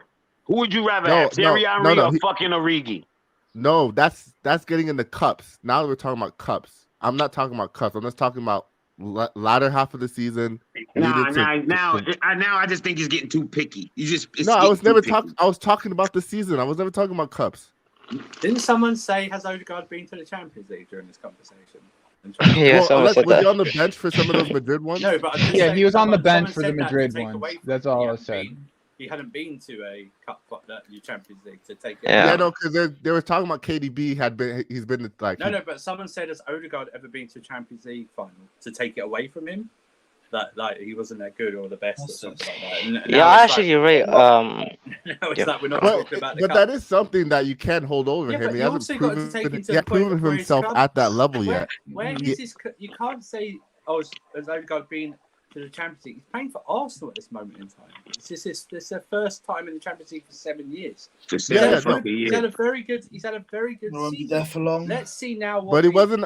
But this is also Odegaard that people just forget when they come to the Premier League that he had a career before. This is the same Odegaard that was supposed to be starting at Real Madrid and then I ended up getting loaned out multiple times. Like, oh, what a crime! He couldn't get into Real Madrid. What a crime! Yeah, I mean, no, but this is not my point whatsoever. By the way, no. I'm debunking him over here. But what are you debunking? You're not debunking shit. Yes, of I one am. of the kids that actually work out. You know what I mean? Wait, hold on. Who do you rate more, Saka or Odegaard? Personally, I rate asking. Saka more than Saka. Odegaard. Yeah, Saka's a better player than Odegaard. Yeah, Saka. Nah, I rate Odegaard over Saka. Saka would have won the Can we best take player. it away from Saka because he hasn't showed up in the big games?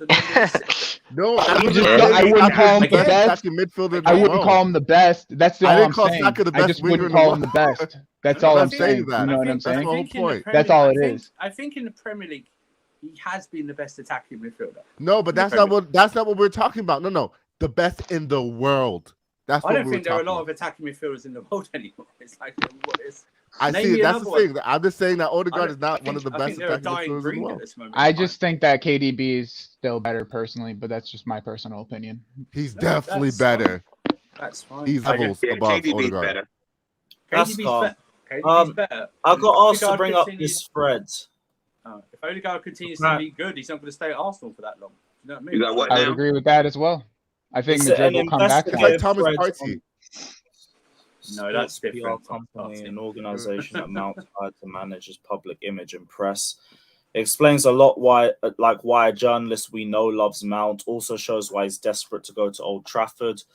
Retweets and likes. All right, we can have a look through this. Sports PR companies run by Caroline McAteer is responsible for creating the legendary media image in which David Beckham had while he was at United. Her ties to United run deep, which may be one of the reasons Mount is obsessed with going to Old Trafford. Oh, shit. McAteer is known for her ability to generate positive press and make bad stories go away. Don't believe me? Have you heard the story about Drogba raising 1.7 million for ill Africans who somehow didn't get the money? Probably not, because she made it go away.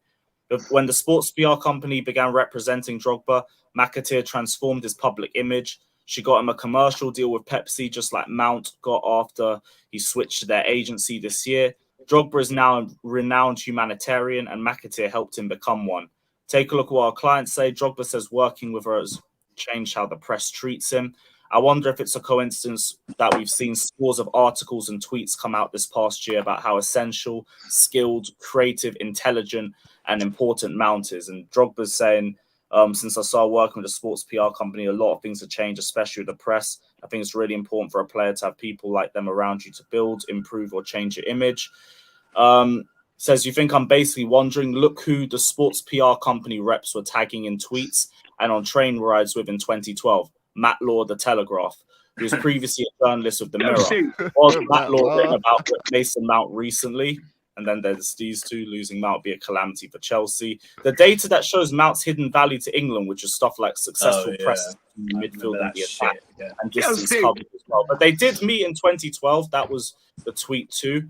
Takes me to another key point in Mount's contract negotiations: image rights. How we managed back to this? Caroline stopped repping the Beckhams, a clash over image rights. Chelsea have been widely reported to be refusing to cave on this, which makes Mount insistence to leave clearer.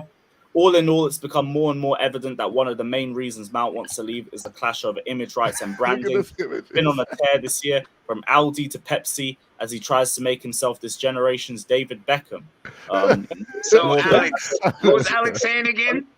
Not done yet. Not done yet, people. Another example of the branding obsession is launching Mason Mount March, and hashtag aimed at having his fans like Johnny Minerals make edits of him on TikTok the day after his lack of clinical finishing caused the club to lose the Carabao Cup to longtime rivals Liverpool.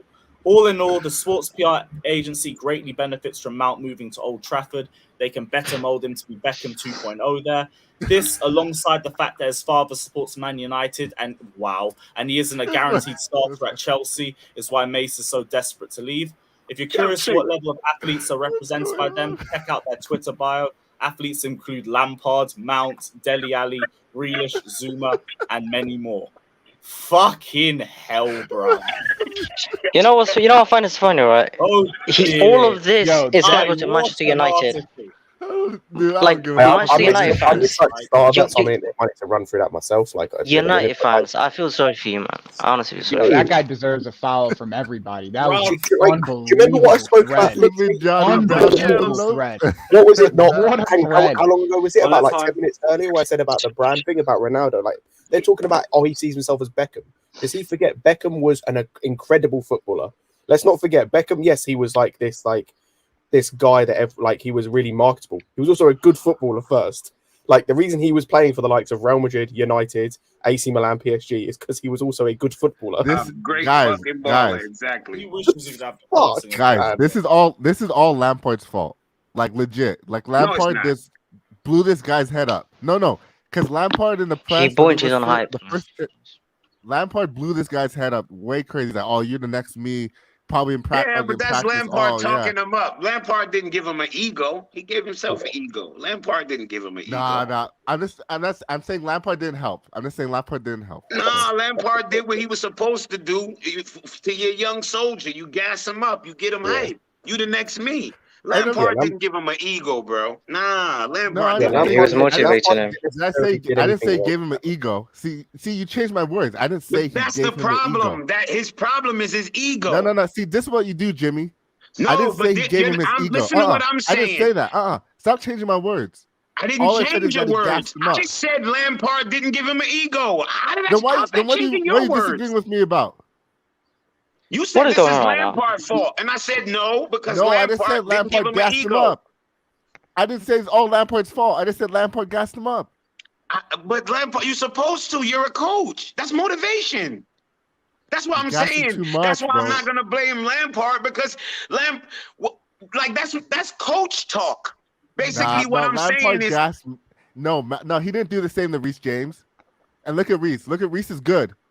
He didn't gas him up as much. He can't say Reece James is the next me because Reece James played right back. I know, but still, that's my point, though. He still gassed him up. Nah, I can't give Lampard still gassed him up. Nah, because you got to understand, Lampard is in a position where he sees a young player, looking in the proper mold that he could be something. So he goes out and he goes out. Matter of fact, let's be honest, Lampard put himself out on the limb for Mount. When you go out and say this guy's gonna be the next me, you're not gassing him up. You're putting yourself out there in a way. Like I'm co-signing him. I see something in him that y'all might not see. And true. And look at that. You understand what I'm saying? And which is cool.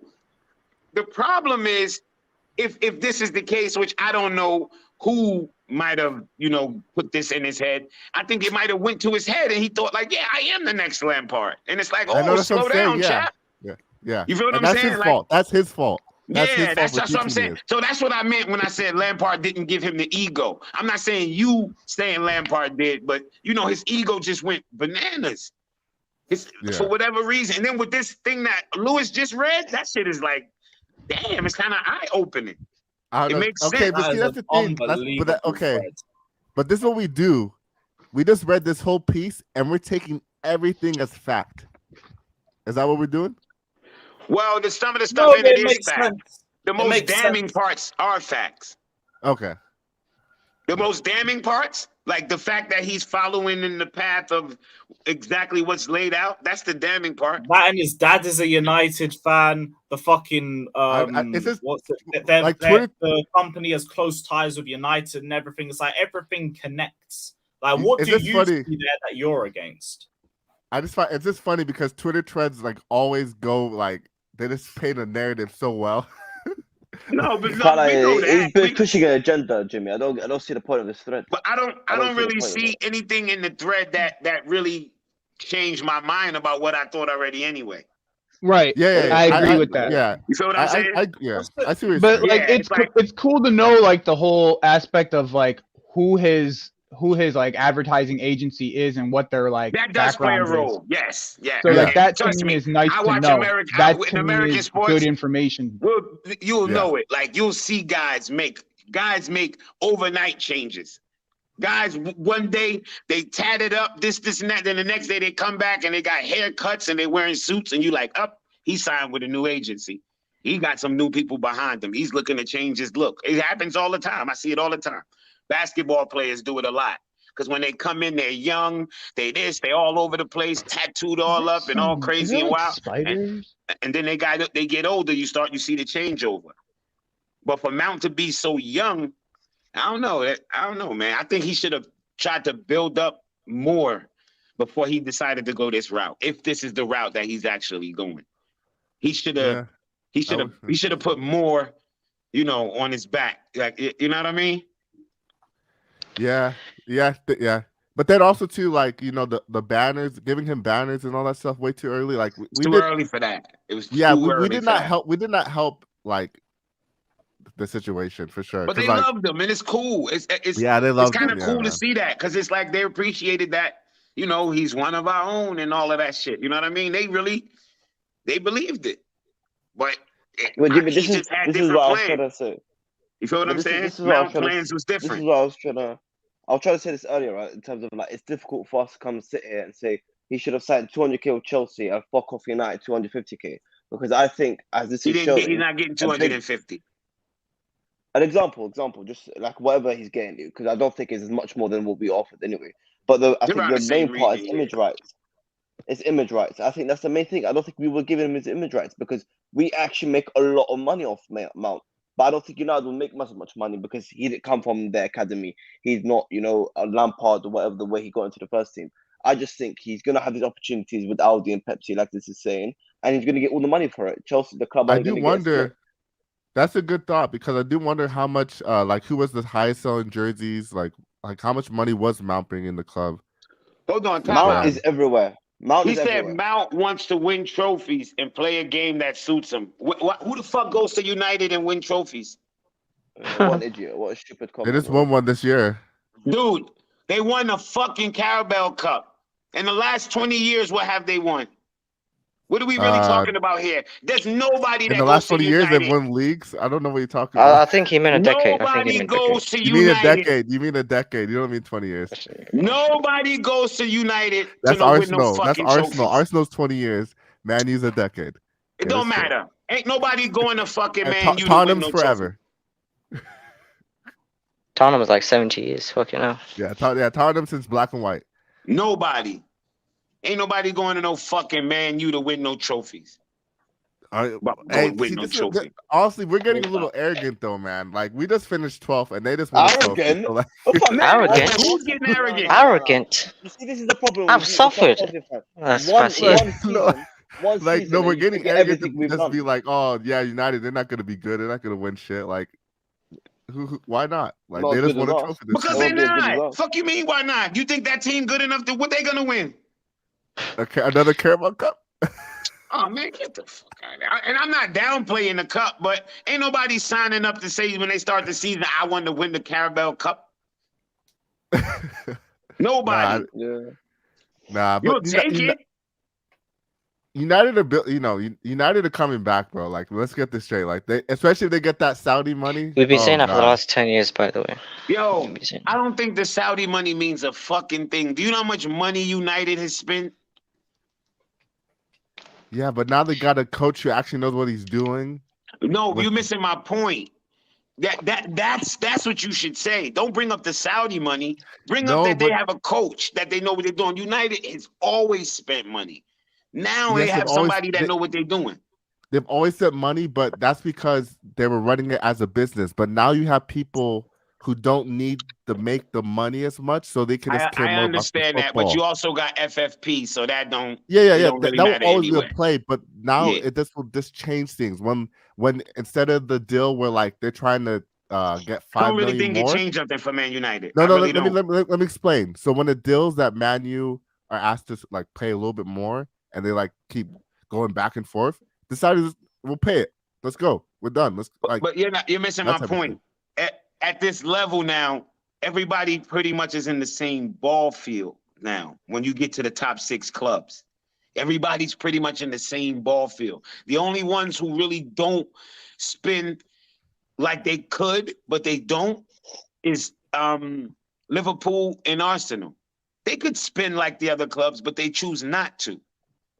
You know what I mean? So like Arsenal spends a lot. Nah, but they don't spend like how we spend. We would splurge. Man City was splurge. Jimmy, nobody spends like us. Nobody. Except yes, in our they do. league, nobody. Yes, they do. Man City spends like us. I don't know why Of course this they do. idea that Man City don't spend. They spend. Of course bro. they do. They just spend very well. That's what it is. Yeah, they spend smart. Yeah, not like It ain't even about smart. They spend too. They just spend. They spend, bro. They drop bread. But they spend, Jimmy. No, they how many of those win. players? They win. Exactly. Yeah. That's the difference. So what they spend don't seem as much. Just go look at the numbers on spending numbers. Man City is not. They never drop out. The same names are always at the top of the list when it comes to spending.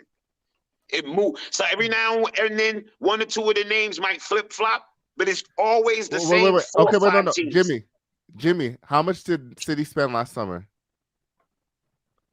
I don't know. I don't clock City. Okay, no, we could think about it. They signed Haaland, right? They signed Calvin Phillips, and who else? Ake. Or not Ake, Akanji. Akanji. That was and Gomez. And Alvarez. But that's and the point. But yeah, that was for less. That was like under 200 million. But okay, but you're not thinking. All you're thinking about is you're not thinking about Haaland came over. Different though. Do you know how Haaland contract is set? Nah, get out of here. We dropped 60 million on Cucurella. What the hell are we doing? So but Cucurella don't even make a third of what Haaland makes. Yeah, and they spent less. What? They spent 51 million on him. Signing bonus. We're just talking about transfer fees. Now you want to bring in wages. That's not the only thing you have to pay. Now we want to bring in wages. No, we were just talking transfer fees. I love how people move the goalposts all the time. What are you talking about? Move the goalposts. We're just talking about transfer fees. I'm talking about transfer spend. Man, well, that's what the fuck you talking about. So that's don't what tell me I brought about up the subject, not you. Talking about what you pay. The subject, not you. Because you cannot eliminate what the player has to actually get. That's not what we were talking about. If you want to have that conversation, man, you talking just to talk. All right, whatever. Because you talking shite now. You talking one set of fuck. Because you're talking about Man U. The point is Man U spend. What you pay a player matters when you're talking about how much you spend. You can't take away the fucking budget on what you paying players and then when you're talking about what you spend. So what's our wage? Okay, who has a higher wage bill, City or us? City. I tell you what, up until we just got rid of true, actually. I'm pretty sure we have a higher wage budget. No, you pretty sure No, they now have a higher wage budget. Until we got rid of these players, it was close. Do you know what the fuck Haaland gets paid? Okay, now it got switched up. Yeah, I don't know if it's like that anymore, but maybe last year we had a higher wage budget, maybe just last year, but normally they've had exceeded us over the last couple of years with wages. This idea that City don't spend is bullshit. Just go and look at the top 5 spenders in the Prem. Smartly for the most part.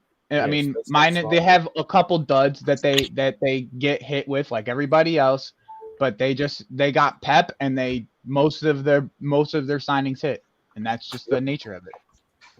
And they win, so you don't talk about their spending. We talk about our spending because we don't fucking win. We do win. If we was winning, I swear none of us would talk about the spending. None of us. Nope. None of us. I swear you wouldn't. The year we won the Champions League, did anybody talk about wages? They were fucked up. Nobody talked about wages. We didn't care. We didn't even care that we got no fucking goals from our attack that year. None. We didn't care. We won the Champions League. We won up top. We won the Champions League. It felt so good that Tuchel said we didn't need midfielders. Dickhead. I would never it happens, bro. Winning just. You understand what I'm saying? This club can't do things. We won a Champions League and then signed Lukaku and no midfielders. You know what I mean? Like Haaland agent alone got like a $50 million bonus. Like all of that counts, bro. All of that counts. And that's when I be watching the football terrorists. That's the one thing that Terry always mentioned that fans don't think about when somebody's signing on a quote unquote free. That shit ain't free. All that money that you would have been normally giving to the club, you're going to have to figure out how to divvy it up amongst the player and that goddamn management. Wait, who signed on the free? No, he's giving an example. It's an example. But that's why people say, what's that thing called? What's that shit called when people say, oh, you spend this much and you buy this much? Oh, I forgot what it's fucking called. Net spend is bullshit. That's why people say net spend is bullshit. Yeah, it's bullshit. Yeah. Net spend is bullshit. Yeah. I watched the football terrorist. He dedicated like a whole show to proving that net spend is bullshit. It's bullshit. It's something like the TV. It's like sensationalized. It's something Sky and them use. You just throw the numbers up. That's like it's so easy to say. Oh, Chelsea spent $600 million last transfer window. But if you really do the math and take off all the add-ons, do you know how much we spent? Yeah, no, Jim. Yeah, how they talk about net spend is not accurate, but it is a thing. It's just they use it in the wrong way. It is a thing, but it doesn't prove that I spent more money than you. You spent less. That's what I'm saying. You know what I mean? They how that's they the way they try correlate to use its it. meaning. Yeah, they correlate its meaning. Yeah. They miscorrelate the shit. They try to correlate the shit. They correlated wrongly. Exactly. But if you look at the top five, all them top five of who spenders, that shit doesn't change, man. It just 1 and 2 names switch here and here and here and here. And that's another thing. Look, when Chelsea amortized these deals, it's like we didn't spend that much in that window. As much as they saying we spent, we didn't. I think what we spent was equivalent to like 100 something. The way how they did those deals. Yeah. He did a whole show dedicated to that shit, showing you how it works and why Chelsea's not into he was one of the first people telling people, y'all need to relax. Chelsea will not be in problem with FFP. Because he kept breaking it down. Like, here's the breakdown. This is how the money's done. This is how it counts. Yeah, people actually out there think that we spent 600 million in 1 month. Like, well, no, they're saying that over 2 windows. But people are gonna just keep saying that because it's just like because it's a high number and it sound good. It sound good as hell. Even you know how crazy it is. I even though I know we didn't spend 600, I say the shit too. I end up saying it. Yeah, no, that's true. I've heard you say it before. Like, you know how many times I've said, Mudryk cost us 100 million, and I'm like, no, the fuck he didn't. He didn't cost us 100 million.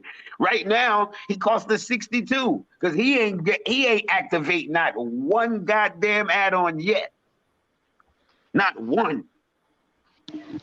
Yeah, he ain't activate an add-on. It's gonna be a while before he activate an add-on. Yeah, we got to be like winning leagues and stuff for some of these add-ons to even click. So some of the add-ons be personal. Like they got to score a goal a certain amount. Like so, it's like some of these guys never reach these add-ons. Never. Yeah, that's true. Yeah, we shall see though. Hey, though, man, like the dead wood is like getting out. Like that's we've been waiting for this for years. Things. Like. That's the best fucking thing. Yeah. Shout out to Aspi, man. Shout out to Aspi, but I'll have to see him heavy be in the first 10 minutes from now on. But shout out to the legend. It's so funny because like rivals were like, when we get the new ownership, we're not gonna spend, and then we spend a lot. They won't be able to get rid of the deadwood. Now we're getting rid of the deadwood. People are like, oh, they got something going on with the Saudis, like.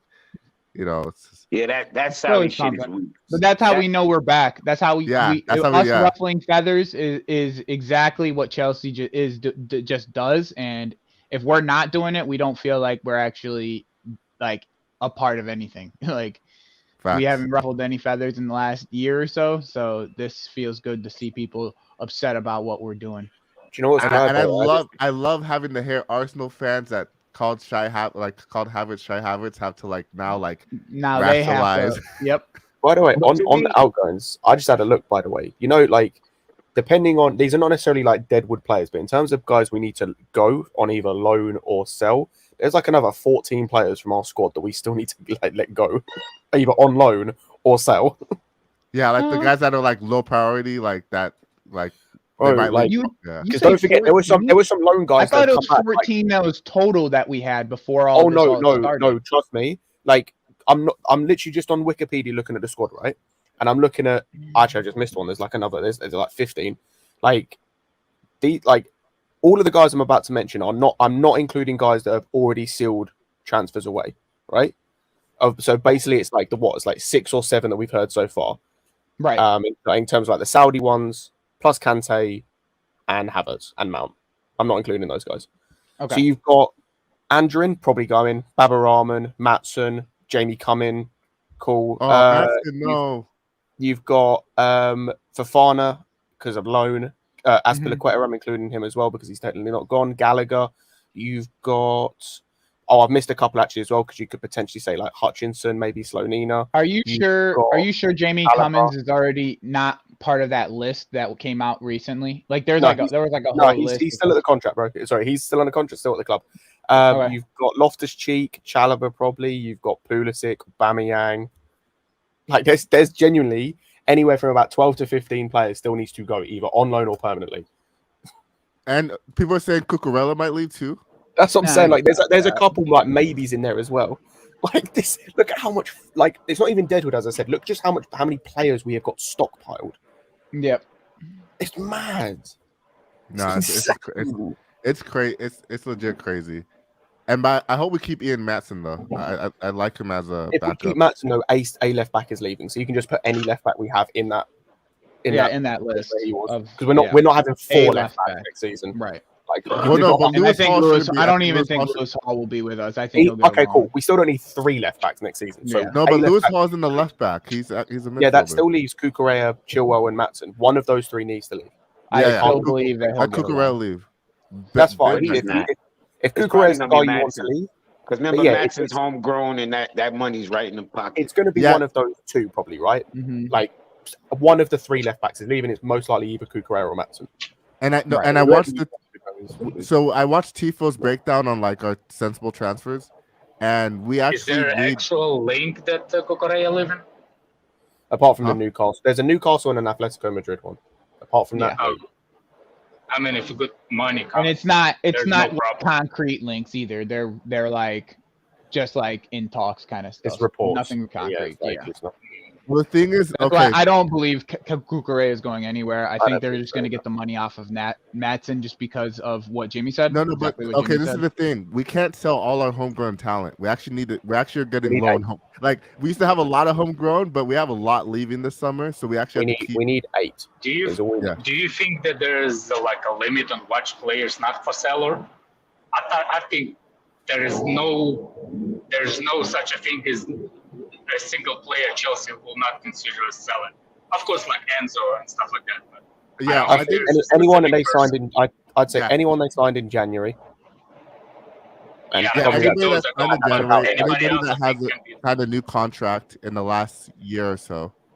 I wouldn't even say that because Chalobah's got given a new contract and he might be leaving as well. That's true. That's true. Let's say I was just thinking about Reece James. That was like the Reece James. only I'd say it's pretty much Reece James and the January signings. I'd say are like the only people that are off the table completely.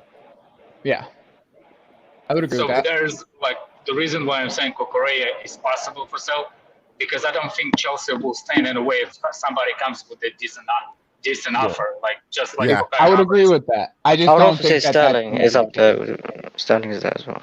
I'd say Sterling's another one. Sterling is going to be for sale too. No, we're low on wingers. No. We need English players and we're low on wingers. Sterling is not going nowhere. There's a difference between English and homegrown. I know, but we still need 8. We still need an English. We've got 8, by the way. Like, if you just we can do 8, no problem. You've got 8. I'm not even worried about that. You've got Benny, especially you can recruit somebody from under 21 on the main list, but they don't have to play because we only play one game.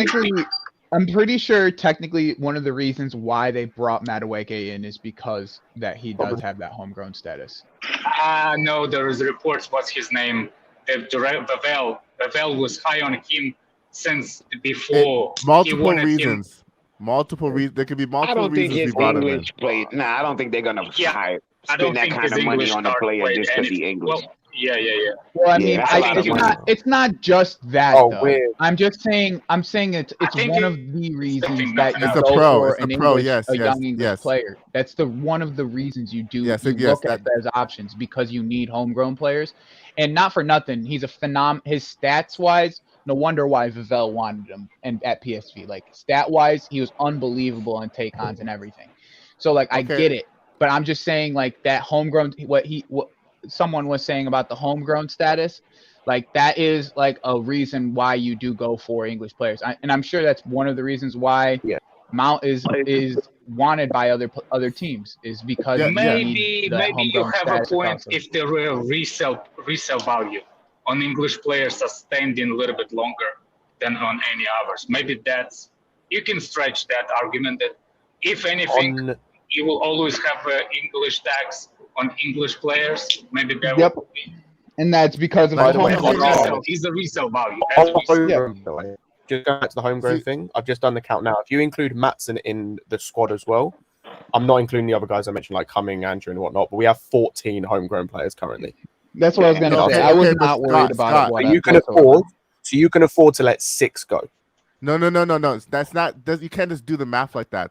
I'm not counting youth players. No, let me finish. I'm not counting youth players as like these players you would count them in homegrown. Like they're not going to play. We shouldn't just be saying, "Oh, we're just going to fill out." How many?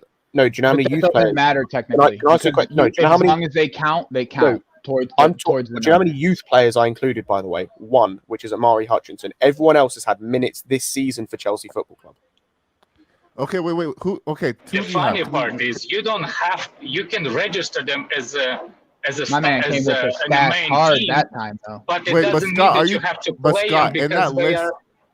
Scott, are you talking about players we currently have right now? Because yes, I'm not talking about players of all of the homegrown, we have got 14 homegrown players, and as I said, depending on what they want to do, like with, they might include like Sharman Lowe as like a third choice keeper, for example, and that's another homegrown player, right? If you include, you're talking about what we have now, but you also realize that we're going to sell a lot of those people. Yeah, that's what I'm saying. It's that, and that's what it is. 6, and it wouldn't be a problem. You can sell up to 6, and depending on who you bring in, like say for example, right, you bring in. Like I know we're not signing him, but say we were to sign Rice, that's cool. That's another one you can then let go of who we've already got because you've got one in, you can then get another one out. Like we can afford to get rid of 6, which is probably going to be like Chalobah, Mount, Gallagher, potentially Hall or Chukwuemeka on loan, Maatsen, and then probably Loftus-Cheek. Did you count Hudson-Odoi? Oh, I didn't count Hudson-Odoi. That's 15. No. If you want to count Hudson-Odoi in there as well, that's 15 that we got.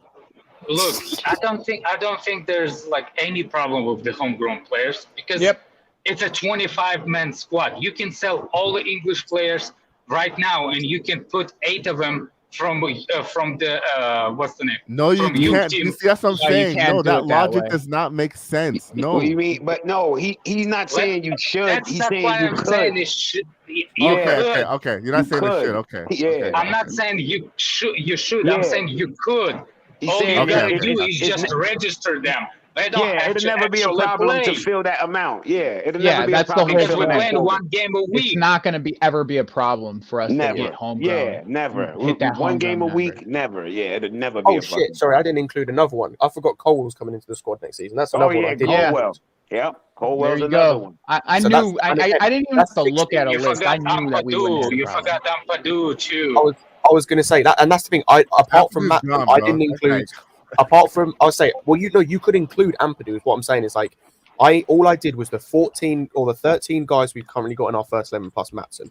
But realistically, we've got 20 homegrown players in our whole squad. If you include the ones that came back from loan, we have one of the biggest academy in the world. I don't think we will ever have a problem with homegrown players. Yeah, with English quota. Yeah. I don't see it either, man. We are definition of English quota. People buying players from us. Go watch the Tifo video. Go watch the Tifo video. That Paez guy, by the time he gets to the first team, he'll have the English quota on him. Like, it's just actually buying players. Oh, no, he will actually. He will. No, he will. Because he's only 17, dude. From us to make he's only 17. Does Santos count?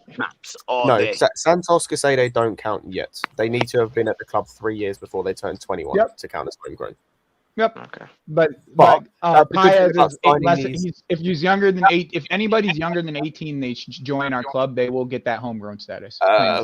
Well, if they I don't know how it works. The only thing I'm unsure about is how it works if they get loaned out during that time. I don't know how that works. Yeah, don't quote me on that. I have no idea. Yeah, because like say they get loaned out like another 2 times, for example. I don't know whether that'll reset it. That's why I think that's why it's a priority to loan people out to like the championship. Like I think that's a part of the priority for that. So. If you loan a player out to an English club, they can still become English homegrown, but they might not become club homegrown. Oh, that's fine. Okay, we don't need club homegrown. They got rid of that. I don't know when, but they got rid of that because they used to have a thing. What's the difference between English homegrown and? So there isn't homegrown for the Premier League to play. For Champions League, they used to have a requirement they needed 4 club homegrown players. We still have that anyway. I don't think they do that anymore. Yeah, no, they don't anymore. I don't think they don't. Yeah, that's my thing. Yeah, they don't do that anymore. They used to though. Trying to hit me with old rules I forgot about. Hey, I play a lot of Football Manager. Me too. That's where I know all this. Actually, that's literally the reason why I know that. Actually, is because proper chills. I've left these super chats for a while. Let me go through these. Real Fortune 143 says Kane flops every big game. What's his world status? He's done that individually though, but I get the point you're trying to make. Big up Gunner. Okay, by the way. Odegaard Slime that get me on. I did send you the link if you're about. Let me know. Big up Dinishin that says kudos to Bowley for selling that midget rat mount. Big up Bowley. Rowan says Johnny getting brown envelopes. Well, he does have a lot of information on the club that he doesn't give proof as to where he got it from. So maybe. And AJ says, if we throw 250k for Mount Woolley, why would we do that? He wants a beef. He wants a fight. He wants a fight in the panel. Where's the cross, John? It don't matter. I'd say we could offer him that and he'd still leave. Yeah, I don't think the money is the real issue for this. I think we've kind of discussed what the real issue is, the image rights in the end. I think that he makes a lot of his money from being able to do these commercial deals, like the Pepsis of the world and so on and so forth. But the only way he makes those image rights is because he's Chelsea. He's not gonna have that much impact on the what's the name on the image right in Man United. Nobody knows him there. But he's still gonna get more money. He's fucking so like a Tom. He's not David Beckham. He doesn't have an image. I know that. That's the exact point. I get that, but you don't have to be David Beckham nowadays. He gets the image is because of Chelsea. He doesn't get the image because of United. You don't need to be David Beckham nowadays to get a promo deal from these types of places. Like, you just don't need to be. You just need to have a name, and like if that name is known well enough, then they'll put you out there, and that's just the nature of it. Like, I swear, and Manchester United is big enough themselves for him to get. For me personally, I don't. For me personally. Cluster, let me finish my sentence. For me personally, I don't think he's a rat. I think he chickened out. I think he's the biggest chicken for not accepting. I love all these animal analogies. He's not a snake. He's a chicken. No, he's a chicken. He's like the one that didn't accept the challenge. You know what I'm saying? Yeah. Just call him a pussy.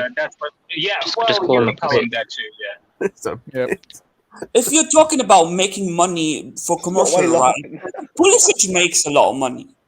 No, he doesn't. Oh, yeah, I don't understand how makes a ton of money. Hang on, when you say he makes a lot of money, are you talking wages? Or are you talking everything? Image rights of Pulisic. Yeah, he probably makes a fuck ton just because of like he's the face of America. What I'm saying, image right of Pulisic will not even compare to Mason Mount. He will kill him. Pulisic. Agreed. But the thing is, I'm saying even if Pulisic changes the club, he will always make image right. rights. But don't think about the amount of money for a second. Don't think about the amount of money. You have to think about the percentage that he has to give away. Okay, that's what you have to think about, because it's not the amount of money that he's going to be making. It's a percentage of the amount of money that he's making from these things that he has to give to the club. because of how much of the image rights that they own. It's not necessary. You don't have to think about how much money specifically, right? Like, say, yeah, he may not make as much as Pulisic and all this other stuff, but it's not necessarily what he's looking for. He's looking to not pay us on some of these deals. That's what he's looking for, and that's what Man United is probably giving him. He's looking to most likely. And he's gonna make more money at United. United's like, here, if you're going to go do these things, you can make the money on it. You don't got to pay us. And that's probably what he's agreed upon, where Chelsea was like, hell no, we want a piece. Okay. Well, and even if United offered the same image right deal, he would make more at United because they're just a bigger club and they're a bigger brand than us. I mean, that's debatable. I'm not about to debate that. I just know that the fact of the matter is that I'm just not about to debate that. That's not debatable. They're a bigger club than us.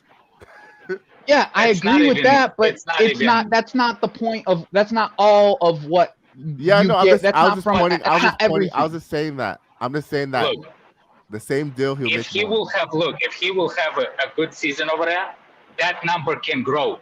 You see what I'm saying? So for me, not for me, in the general sentence, if you think about it, the only reason why his image right was relative, it's within the Chelsea region. If he goes to United, he will not have that big of a push.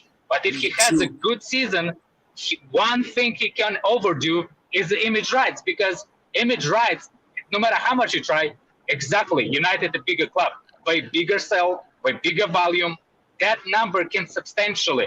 And if he bets on it, he can bet on it. That's what I'm saying, that I consider him a chicken, because he wasn't willing to do it at Chelsea, but he's willing to do it at United. Bet on himself.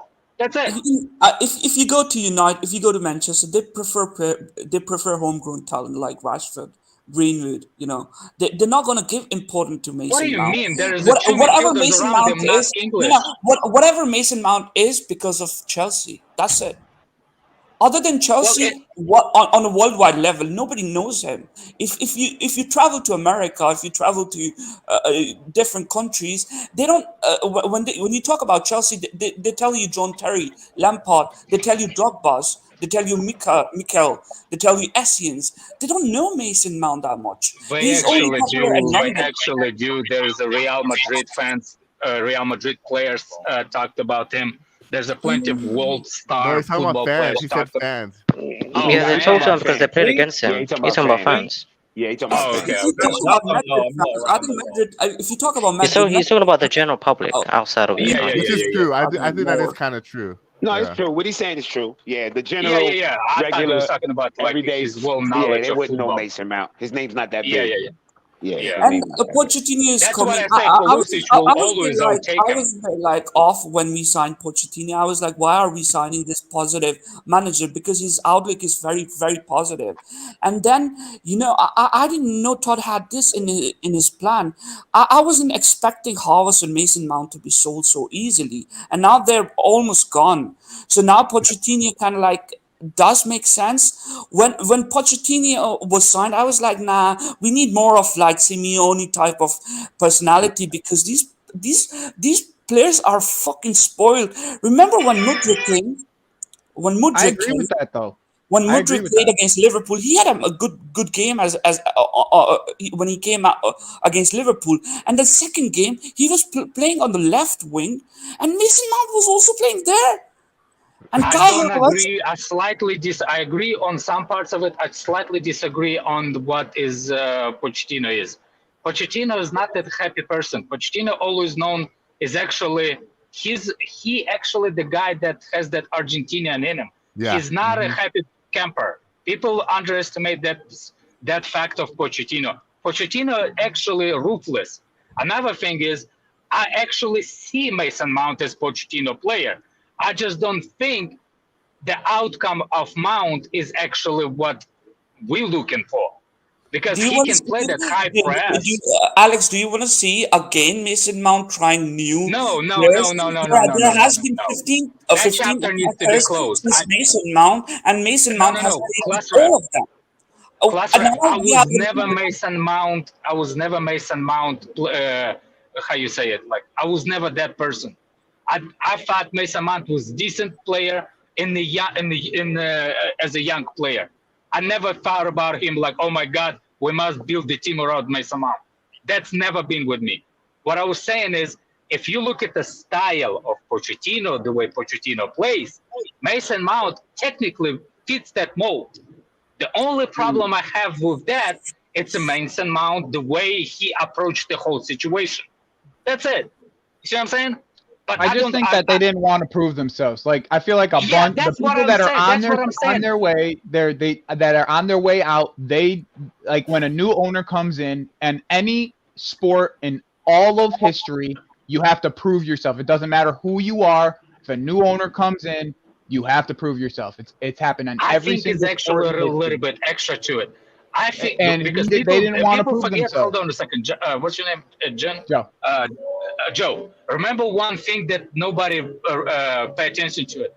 They get a substantial of pay cut because they did not reach the Champions League. People forget about that big coincidence that they get a substantial pay cut. That's why nobody paid attention. But Kai Havertz all of a sudden willing to go. Why? Because maybe he has something. Alex, that's wrong. Alex, stop there. Alex, stop. That's not everybody has that in their contract. Yeah, not yet, at least. Only the newer signings. No, Alex. Let me Alex, finish. a lot of people haven't watched PSG and Tottenham Hotspur, so a lot of people are asking what type of a play style Pochettino has. Look, hold on a second. Let's not jump. Hold on. This is such a false narrative. Not everybody has it. Everybody has it. No, they don't. No, Alex, legit. Not everybody has that in their contract. No. Has what though? What are you talking about? If the decrease if they don't make Champions League. Yeah. It's everybody. It's a top 4 club. No, everybody they don't. has it. No, they don't. Lord. Let's not. I'm not about to argue about this. This is like, if that's what you think, that's what you think, my man. Like, I'm not about to sit here and argue about that. That's not. It's no point to argue. Yo, Lewis, can you chime in? There's no point to argue, my man. Because Alex is basically saying that like everybody has in their contract, if we don't make the Champions League, the salary drops, and I'm saying that only applies to people that sign that in their contract and have that. Not everybody has that in their contract. That's how we. Yes, of course they signed it in the contract. It's a basic. It's a the new contracts, not the older ones. So Havertz doesn't have that. What do you mean? They're trying to get rid of all the old contracts. Let's just get to that. Like, yeah. I get what you're saying, Alex. If that's how if that's what you mean, I get what you mean. But it's just what I'm saying is everybody in the top 4. If you're a top 4 club and you do not have a top 4 clause in it, you are dumbest negotiator in the world. If you're a top 4 club and oh my word, if you just give people contract with no top 4 ambitions when you are top 4 club, that's the dumbest thing you can do. Well, I'm not going to tell you Marino was the smartest person ever. Exactly. When you're going to quote me that's not how it works on a Football Manager, that's it. I don't. It's not. No, I get where you're coming from. Look at me. Listen to me. This guy just told me this is not how it works on a Football Manager. You just don't know shit, man. He just said you don't know shit sometimes. It's just not worth the argument. Don't. It's not worth the argument. The guy just told me this is not how it works on the Football Manager. I rest my case, man. That's not what I said. You just can't hear me because you keep talking. Shut up. No. I actually will go back and I'll clip you. I'll go back and I'll clip you. Let me get home and I'll clip you. You saying it. This is not how it works on the Football Manager. Okay, go clip. That's what you think I said. Go clip that.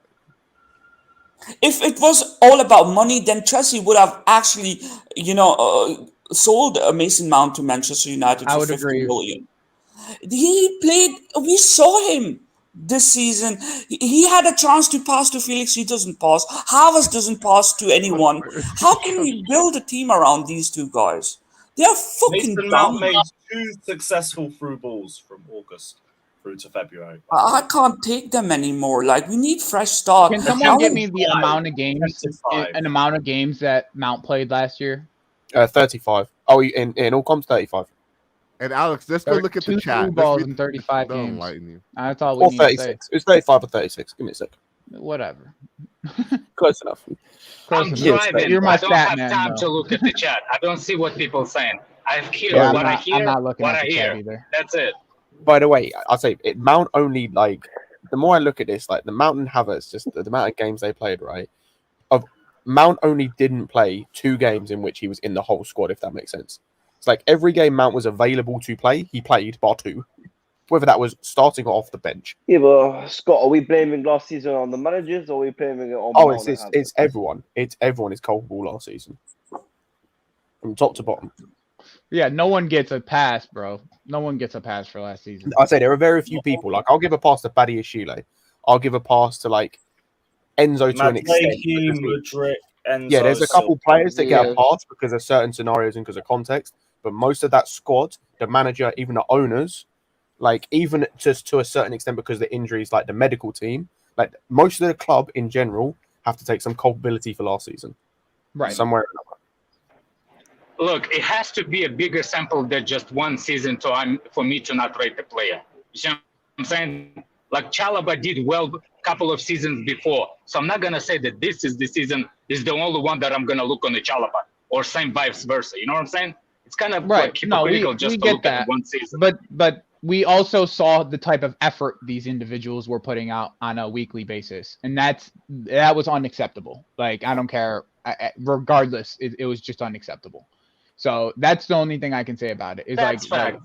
Yeah, that's a fact. true. So like the efforts that was being shown on a lot of these games from a lot of these people, it's just it's absolutely unacceptable. And like that's my biggest problem with Kai Havertz, in my opinion. And I'm just glad that we have that lazy asshole out of our team. That's why. See, yeah, with Kai specifically, with Kai specifically, I've always hated that about him.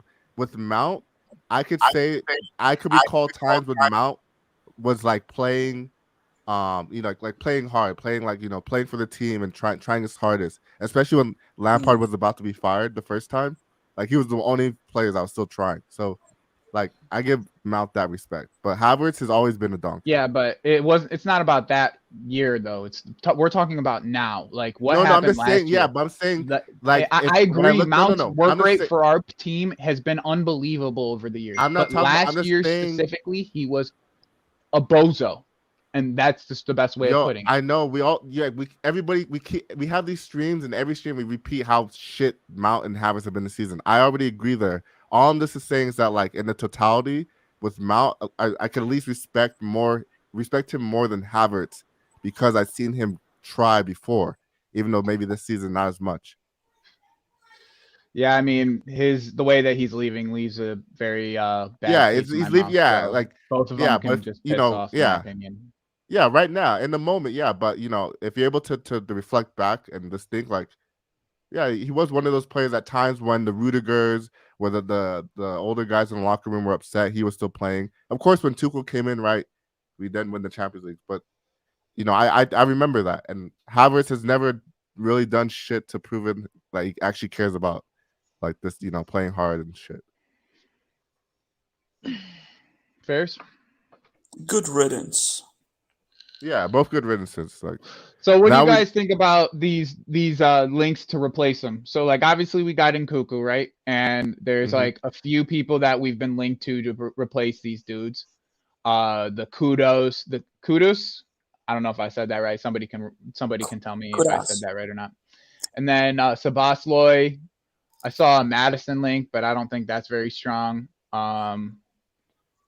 Yeah, I think it's just those two. Oh, and Florian Wirtz, which is like the dream one in my opinion. I think he's absolutely unbelievable, that kid. I mean, it depends on Enzo, to be honest. Everything depends on Enzo. I know there's a lot of links about Casado and Lavia and all the DMs. Too many even, Real Madrid want. There are rumors Real Madrid might want to sell Tchouameni because they got. I saw that too. I was wondering how real that was, though. I was wondering how real that was. I mean, there are rumors. I did see that though. Okay. I will say with the midfield, rid of like Havertz and Mount, we don't need to replace them like for like. Exactly. It's like we need to get more sixes in that could sit, and then like promote Carney, promote Santos. Santos is more of a 6 than a 10. I think Enzo. It's more like Casade. And we can have a discussion with Enzo, right? Santos is still very flexible. He could play both. So yeah. I think we should promote Santos and Quesadai. You do And realize that Cassaday, we already could make a profit on him. Like it's kind of crazy to think about. Like that kid hasn't even played on our team yet, and we can already make a profit on him. Yeah, but it's not about profit. He I actually know. I'm wasn't. just to think Yeah. about though. It's like it's kind I of get what you're crazy to saying. think about. Yeah, honestly, yeah, because I think he's got a lot of interest from Juve, I think, is it? Mm-hmm. And Juve yeah, specifically. yeah. And then there's another guy from Juve. I think the chat was talking about Raviola or someone like who's on loan in Italian. I think some Monza club, Rovella. right? Rovella. Yeah. You say Yeah, yeah. ravioli? Yeah, I heard him say Raviola, and I was like, yo. Something like that. Someone like that. 21 I years know, I old. got you, but I'm just trying to make sure But, that but you I think pronounce he's it more decently. attacking. He's more attacking. For me, I think it depends on what Enzo wants because I personally believe Enzo is a very good. I mean, he can contribute. He can pass the ball, right? So I think he would prefer to play as a CDM. I think Enzo would prefer that. Clarence, don't think about it like that because, like Enzo's more of a deep line playmaker, but he's not a CDM. He just he likes he just likes to create from deep. Yeah. And you still need to have somebody His that passing range is unbelievable. Yeah, and what we need next to him is somebody who has a more good short passing range, who can make quick passes, and legs, who could sit and who could move horizontally through the field. Caicedo, Enzo. Caicedo is not that. No. Caicedo is more of a counter type, right? He's more of a no. He's a fighter. He's a more box to box. I think his passing is a bit suspicious, but he's very good physically, and he's more of a counter type. So I don't think so. I think what you want with Enzo is his partner at one time, like at either time, you want either one of them being vertical and the other one being horizontal, or vice versa. So what that means you're is saying 2, 8, and 6, and or you. The problem with two similar players, right? Like 2, 8, and 6, is that they have to synchronize during the game. Right? Who's going to go now? Who's going to stay back? That's extra added pressure in the game already. Yeah, but so but once you have chemistry, that's how you play. Like you build chemistry and that's you build a partnership. I think you're absolutely wrong about Caicedo. By the way, I'm just gonna lay that out there. Tell us about Caicedo because I've seen him Brighton. He can also play a right back, right? And yeah, but I feel like the way that you're describing him is more the role that McAllister was playing and getting more further forward, where Caicedo was literally the deepest one. And if you watch him at Ecuador, he's the deepest midfielder that's holding everything. And his distribution is mostly short, which is I agree in some of the facts of the mold of Conte. But the way that he plays is more of a 6 than you guys are kind of both right because Caicedo has certain skills within the final third that he can push forward, but he generally, when he was playing for Brian, yes, he's sitting more deeper, and when he will play for us, he will sit more deeper. I think it depends. We saw both sides of this game at Brighton. Definitely depend. I say we saw both sides of his game under Potter. We saw mostly that he was getting forward a lot more, especially towards the back end of last season, the start of this season. We saw that it was McAllister that was the deeper of the two because they played like a box midfield with McAllister at the base, or a diamond midfield, I should say. McAllister at the base and Caicedo was one of the 8s, I think, alongside Gross, I think, or Lallana, and he was getting further forward a lot more. When De Zerbi came in, it acted like a double pivot where both of them would be parallel with each other, but depending on what side they were building up from, that side would be stretch the field or would go vertical, and the other one would be, as Oba said, one would be vertical, one would be horizontal, depending on which side of the field they were on. Yeah, that's a better description of it. Yeah. So we saw both sides, and as well. Sorry, I was say for internationally, he's 100% the D mid. He's the defensive midfielder internationally. At Ecuador, he is literally the sitter. Doesn't he partner with someone who's identical to him? Yeah, he plays next to Sebastian Mendes, who literally and they have is double 6, and they have everybody pretty much going forward after that. That's just literally okay. But it's very simple. We know Enzo is the gem. We're building around him. His strengths are passing and mainly like being a playmaker. That's like if you look at this FB ref, it's all pass. Like he's in 99 for passing, long passes, switching the ball, all that. So what we now need is somebody that, because he's not that fast, so we need somebody that could like press better. Because Enzo's decent at pressing, but he's not the best. It's a bit of a gray area. No, let me finish. I think it's a bit of a gray area with Enzo. Let me finish, Claire. Yeah, I get you. You're saying he's more of a playmaker, right? But He's more of a playmaker, and what you need to complement that is somebody who could press more and distribute the ball quick, like small, like this quickly, and that's what Caicedo could do. So, wait, what the fuck? No, you need someone who could get around the pitch and like kind of do the defensive work. I said press. I said that's the first thing I said. You need both. I think we are misprofiling Enzo. I serious because he is happy to sit. He wants to sit.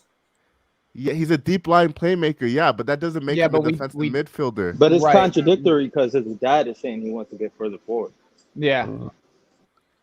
I was just about to say that. I read a report recently that he wanted to get further forward. Yeah. Also, we saw that where 6 can also go to 8 would be suitable at Brighton or a club that is not, doing.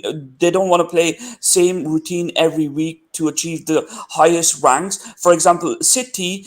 They have Rodri, they have Stone, right? That's the end line, and then all the rest is done by Gundogan and Bernardo Silva, right? Or KDB, right?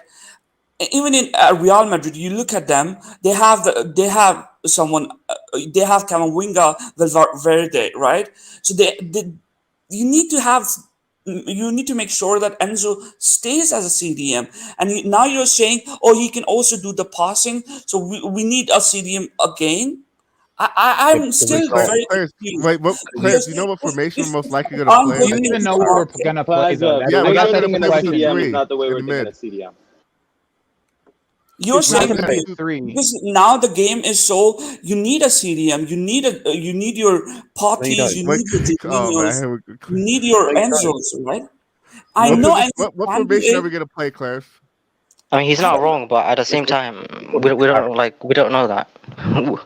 You keep everybody's trying to like predict in their own head, like make scenarios. He's gonna play a back three. He's gonna play 4-2-3-1, 4-3-3. We'll just have to wait preseason and see what's going on. Like, right? But I don't think we Enzo can analyze the coach and what he's done for his whole career. That's definitely gonna be. He's not gonna switch. He's not gonna go do a whole 180. No, he played a back three at PSG. He played a back four at Spurs. So we don't know what he's doing. People just think no, it's not like that. Yes, he also did that Spurs. He plays flexible formations, and he likes to have a formation to where he can have his defensive midfielder, if he has one, drop into the defense to play a back three. That's what Eric Dyer did. So I think he's gonna adapt to the players he has. More with Victor Wanyama and what's his name, Gay. So just watch next season. We could be in a game. Playing start with a back four and it could go to a back three. Like that's like Poch is flexible like that. He is flexible. Would you guys prefer a Szoboszlai, a more attacking midfielder, or yes? If you have a choice, no, not over Caicedo. With Caicedo, like I need Caicedo as a priority, but Szoboszlai can play the 10 and he can play right. Like he's looking for what they said the other midfielder were looking for. I think Enzo would suit Szoboszlai more. In a partnership, absolutely not. In a double pivot, no. No, you wouldn't. I'm more worried about I'm more worried about the attack actually because let's say he's gonna play 4-2-3-1. That four attackers. So and I don't think Madueke and Mudryk will be like a consistent starters. So I don't know. I expect Sterling and Nkunku and Jackson to have the most minutes out of all the attackers. But I think Mudryk is doing well. I think Mudryk might start because I've seen him on perfect partner Mudryk is doing well now. Mudryk was kind of like he wasn't doing well when he came, right? But then you see him play for Ukraine. I saw him against Germany. He's a baller, bro. Like he's so quick. I think he might have a chance under Pochettino. He will play. Poch hopefully can make him the next son. But like he will play. Like all our guys are gonna play, especially wingers, because we don't have a lot of them. And Nkunku's gonna be the guy down the middle as like the main like second striker, Behind Jackson, yeah, second striker. attacking midfielder.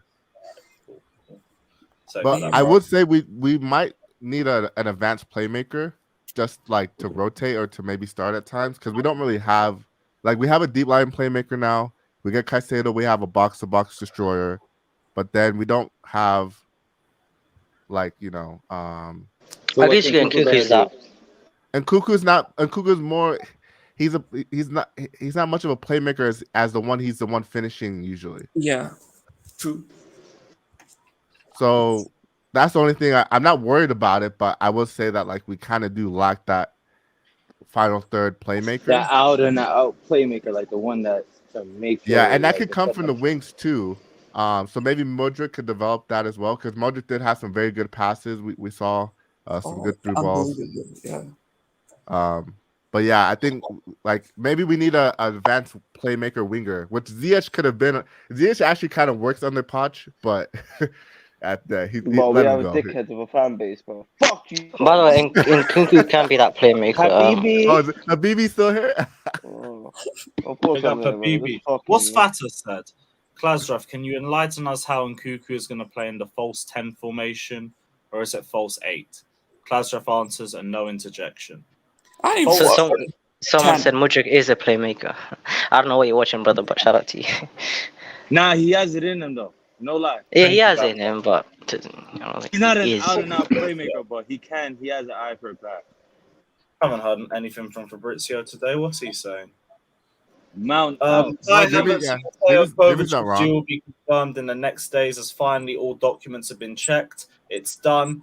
Havertz undergo medical in the next hours. Joins Arsenal for 65 million. Kovacic ready medical test. Sure. Joins City for 25.5. Wait, 25? What? 5 million. So 25.5 million without add-ons. Dude, how is City? Yeah, dude, that's what I'm saying. City do deals. How are we selling him for 25? Because he has because he's got a year left on his contract. It's only okay. I mean, we got him for 40. I say it's a year left on his contract. He's 29. I mean, we could go on and on about one of these guys that his legs are gone. He doesn't want to be here. That's a fair deal too, and he picks up his fair shares of injuries, you can say. But is that Havertz without bonuses or with bonuses? That'll be with bonuses. No, I say that's with bonuses, but I think it's 60 plus 5. Yeah, 60 plus 5. Yeah, farewell to Kai Havertz. Big up and goodbye. Yeah, it will be interesting next season. I want to see who breaks out of the young players. This was oh shit! Well, get off my screen, Lewis. What the fuck, bro? I'm going to tell you, Arsenal going to finish 5th or 6th. They're not going to finish for top 4. I can bet on that. I can bet on it. Okay, with I'm not going to go that far. People, Havertz is a guy. People were, he's a young guy. He's 19. He's 20. He's young. He doesn't know much. This motherfucker is so toxic. Saka, Jesus, and what's his name, Martinelli, they're all going to have a problem with him.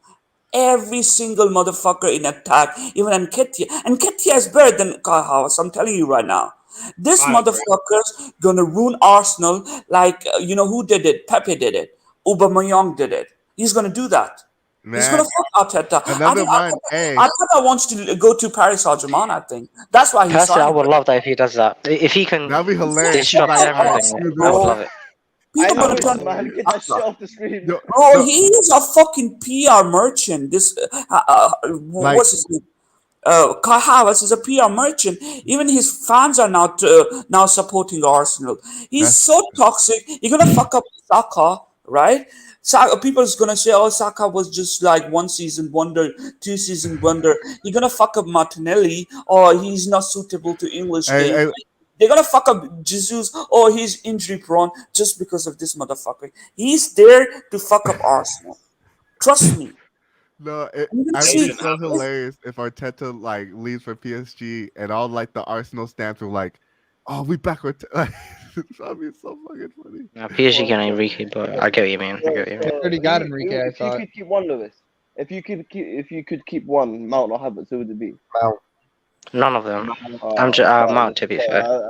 It'd be Mount. I will keep Havertz, Mount, Havertz. Simps, Minerals FC, and all of the stands if it means I never see Kai Havertz in a Chelsea shirt again. No, that's too far. No, I would rather keep No, Havertz. not too far. Havertz, bro. Correct me if I'm wrong. If Mount is to re-sign tomorrow, I would say I got Havertz out of this football club. I'm leaving with something. Correct me if I'm wrong. I just heard today that Mount was better than Lampard right now. I've heard yesterday that Havertz is Arsenal's Bergkamp. That's Johnny. That's Johnny, bro. I'm hearing this for people who you think. Okay, I've heard he's their Van Persie then. If it's not just Johnny. Oh my God. Because of his body. Wait, okay, but hey, as long as real Havertz question. is gone, my summer is complete. I don't care past that. But, I don't want to throw question anything for- shady question out for there. the panel. But, okay. Question for the panel. Do we think Arsenal's going to do better than they did this season? Nope. No chance. They'll still finish top 4. They'll still finish top 4, but I think it will be tough. But there's no way that they let go of Xhaka and Partey and replace him with Lavia and the fucking. There's no way. Definitely getting rid of one of those two. Lavia going to Arsenal. I think they're gonna get Lavia. Yeah, they're trying. We'll see. Because I believe Rice will go to City. So if they get Lavia and Kai Havertz as it's gonna be a long. It's gonna be a long game. I really think they'll still end up with Rice, man. I think this whole City thing is just West Ham trying to get the right bid from Arsenal. I just think even with Rice, man, I just go to Manchester United. You never know, because City is quite funny because they already have Rodri, right? And then Stone. Yeah. Pep loves Stone, right? So I don't know where Rice is gonna fit. Is he gonna play him central back? I don't know. He doesn't. He on doesn't fit. position, I guess. They He don't does need him. fit, They but I really think don't need him. Arteta will change That's why I just don't formations see next how it season. works. Like, what I don't AFTV, get. oh my god, AFTV would be such a hype next season. But what's so Oh, funny they're with gonna be Arsenal is picking up like Havertz. Arsenal do this every summer because like they said, okay, we didn't win the league this year. We just need to reinforce. We need to get better. We need to add more quality. Add more quality to the team. We need to add more world-class players. They're now gonna let 2 of their midfielders leave, and then bring in Kai Havertz. But they're replacing them though. They're replacing them. They're replacing them with Kai Havertz. Kai Havertz That's not a midfielder. 12 million for You don't And he's know. not even a You don't know midfielder. that, And they're though. You saying guys they're don't know that, like though. On these paper, guys- they are regressing. On paper. They're regressing. This is a big regression. I mean, it depends if they sell Partey or not. If Partey doesn't leave, then they haven't regressed. I would agree with that. Saudi, right? That's not true because Like- they got Party like, and you they don't added know. in Timber. Until he Timber, goes, they might get Rice. Yeah, if they had Timber as well, then as I say, like this is the thing. Like they're not going to do as good as they did last year, right? I just don't think they will because I don't think they'll finish second necessarily. They're finishing top 4 because the thing that no one can tell me that everyone that says, "Oh, they're not going to finish top 4," who is instead of them then? What Oh, yeah, position we're Timber not- plays? No, we're not having that discussion. Chelsea. The I'm discussion just is joking. whether they're going to do better than they did last season. No, probably not. They're still finishing top 4, 100%. Yeah, For them to do better than they did last season, that means they have to win the Premier League. I was saying, yeah, it means they got to win the league, which they're not going to do. Yeah. So They're not gonna like, fucking I don't know. Well, no, they heard could finish second again. That they could get more that points. doesn't better what they did last season unless they get more Oh, okay. points and even. Let me clarify. Points. Will they get more points than they did last season? It still means No. second place, my Who cares? guy. It still means second place. I was going to say it doesn't matter. Like- Can I say one thing real quick? One thing that people forget about, it's not that they're just replace. Has now Here we changed go. as well that Havertz is completing his Arsenal medical. So Yeah, I was gonna say. One thing that people forget about is that even if they do get Rice and How you get this? even if they do get Rice and That's a big ass Lavia, people are forgetting Xhaka and Partey worked with Arteta for like 3 years. So for them to even do better, Rice and Lavia have to like But they got really a fit in system well. now, And though. Yeah, they had to hit the ground running. They got a system now, though, for them to come in and do that. Like, you acting like, I think if they get those guys early and they have, because you got to remember, like last year, I think Arsenal had a clean preseason. Like, and I think no interruptions. Yeah, no, they had a good preseason. They got all the players in they got early, and if they stay the same and they get Xhaka, it's not really good with their strength. And I heard Arsenal got money this year, and it depends on what they do. I feel like they're gonna do all right. Maybe not as well. They're gonna do all as right, they but think. it's just so funny to me that like, okay, if Partey leaves, they were comparing him to Casemiro. They were saying this guy is one of the best DMs in the world, And It's then they're gonna Arsenal sell. fans, bro. It's Arsenal fans. What do you expect? I know it's just funny though. They get them sell him and bring in Rice, and then you'll hear them be like, "Oh yeah, Party, he wasn't that good. Rice is better." Like, it's like crazy. I don't know. They've got Champions League to play. I know they haven't been. They That's don't the know reason what's why I with think them. they won't They don't know. do as well. But so because does of Champions everyone League. else. But like, this is what I don't understand: is all the teams that could compete for top 4, bar us, also have Europe. But they I don't know. They finished second. No. Europe. No. It's not about Europe. It's not about having Europe. Europa and UCL are different. In Europa group stage, you could let me finish. You could play backup players. You could play bench players. In the Champions League, you can't do that. For me, it's always been the same thing. Like, I'm not scared of Arsenal. Like It's still all Liverpool the 2-3. traveling and all of that, though. Like, it doesn't matter what they get right. Like, worse, by the way, because you're playing Thursday, Sunday every week. I think like, the problem with United is one thing. With Arsenal is only one thing. If they buy Rice and sell Partey, it doesn't change the way they approached it. It's like replacing the player. At the same time, they did not increase. The squad. Let me ask you a question. They just didn't improve the squad. Like They stand still. Partey suits the Arsenal. Rice doesn't suit Arsenal. Let me ask you guys a quick question on this Partey situation. Guys, hang on. Let me ask you a quick question on this Partey situation. Yeah, go ahead. Right. So when Real Madrid sold Casemiro, had Real Madrid not just won the Champions League and won the league? Yes. Yeah, correct. Yeah. Yeah. Correct. So listen, what someone just said a minute ago, we were saying he's the best DM in the world, and now we're happy to let him go, right? We are a squad in flux. We're a squad in transition. Yeah, we are like literally Partey is 30 years old, right? And if we look at Partey, yes, he is quality, right? But at key moments, not just in this season, but in the last 2 or 3 seasons, he's got injured for big games, and that's cost us. His availability is terrible. Yeah, like, let's be honest, like, it's terrible, and it always affects us in the back end of seasons, right? But so I agree with you. I agree with you. Looking at this Partey situation, I don't want it to go. I don't want us to get rid of Partey and Xhaka. But from that perspective, I can understand why the club would consider doing it. Do you get what I mean? Yeah, because it's like, King. if we can only rely on him for 60% of the season, and the 40% of the season that we can't rely on him cost us, look, then you have add. You to don't move get on, rid right? of him. You add another player. That's the whole what I was idea. trying to say, You're lacking depth already to there. increase your midfield. Even when Partey was doing that, you needed a midfielder then. So what happened was playing now? too much. You're adding a midfielder, but you're only replacing it. You see what I'm saying? Like, you needed midfielder even if Partey wasn't leaving. You needed midfielder. The thing is, you got to think about it this: it's like the depth of that position is El Neni. Like, it's actually all you're doing is keeping that depth as El Neni. Like, that's all you're doing by doing this, by switching Partey with Rice. So yeah, you might get like the same, or if not a little bit better results from Rice, but you're still not addressing your depth with Champions League being with you guys having Champions League this year. So it's like you're just hurt. You're really just doing like for like or swap. It's just the squad within the England. For example, even when Partey was fit, you needed extra midfielder. You see what I'm saying? So you added Jorginho. That's okay, good. But now you're letting go of Partey. And Jorginho is there. I forgot about that. And You see what Xhaka. I'm saying? So now all you have, all you have in the midfield, it's Jorginho and Rice, and that's it. There's nobody else. That's what They I'm have saying. Like, Gideon Zalalem lives in every Arsenal. Quick question: when is Saliba coming back? Is he coming back? When is he coming back? Because he's injured. yeah, he's gonna be back in the beginning of the season. Well, Okay, No, I he's thought it was a tough, long-term injury.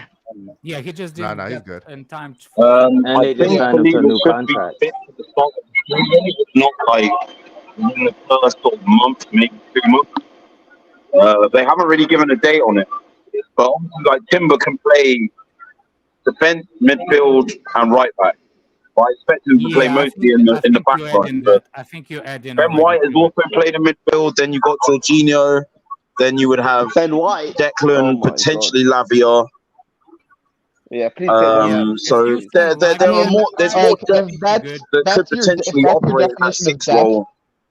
is Without using Partey, then I think, given credit for if we can secure Timber, I think you're stretching with that new I signing. don't think What's his Arsenal name? will get Rice on What's Lavia. his name? What,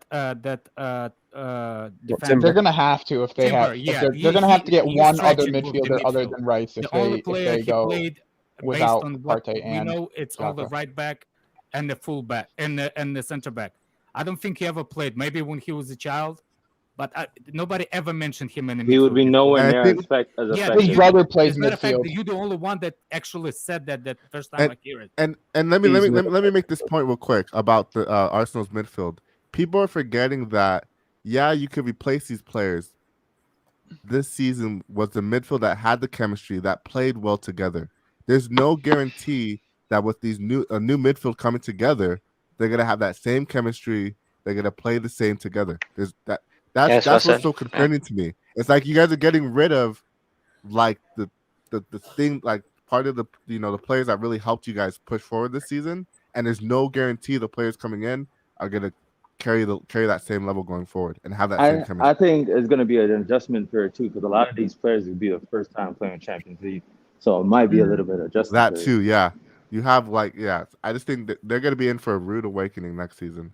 This was I'm not going to say rude awakening because the transfer. I still think they'll have a good. I still think they'll be a top 4 team. I just don't think. Top 4. No, they'll be top 4. Take They'll that be top 4. Football Manager works. So And once again, I have to always reiterate this. Is you look at the availability of Partey, as I said, it's very poor. There's like right? 2 people talking, one person at a time. But sorry. Can I go or? Go for it. Go for it, bro. Yeah. So if you look at their age, the profile of them, like they are diminishing assets. Like they're not going to get much better. They're at their ceiling. They're performing to their best level. Let me respond to that. Whereas if we bring these players in now, like there might be a momentary lapse, but I think if they are brought in to perform like the same functions, like what you need to understand about Arteta's talent ID is like it is very profile driven. Do you know what I mean? It's not driven on names. It's not driven on like sort of reputation. What it's driven on is intense data. What it's driven on is sort of video analysis. Intense scouting. These guys would have looked at these players and they would have thought maybe they can't perform necessarily straight away in the same roles or functionality to the level of Xhaka and Partey, but they have the base attributes to be able to do that. Either that or they are thinking about changing the system. One of the two things. You know what I mean? Like, yeah, that's the issue right there. I agree with that. That's no. That's the issue in that thinking. That's the issue with Arsenal fan thinking. Why are you thinking about our players are old? We need to get younger. Aren't you guys trying to win trophies? You guys haven't won a league in 20 years. You guys just almost won the league. And now you're telling me, we need to get younger and bring in youth to like that doesn't make sense. Like you guys you should be saying like this I get where you're coming from. The thing is, to answer your question, I think when you look, the fact that actually makes sense, because I can actually tell you the reason why they didn't win the league is because those older players. No. They didn't win the league because of the older players. They didn't win because of depth. Like they didn't have the players to replace a party to replace those players. They did. Yeah, but that's what he's saying in terms of just in terms of Partey. That's what he's saying. He's not necessarily talking about age because he's 30. It's because the age coupled with the fact his availability is not there, and that's literally what your point just is. Like Partey, if you can get rid of Partey, right, and get Rice in, who is arguably as good a player, right?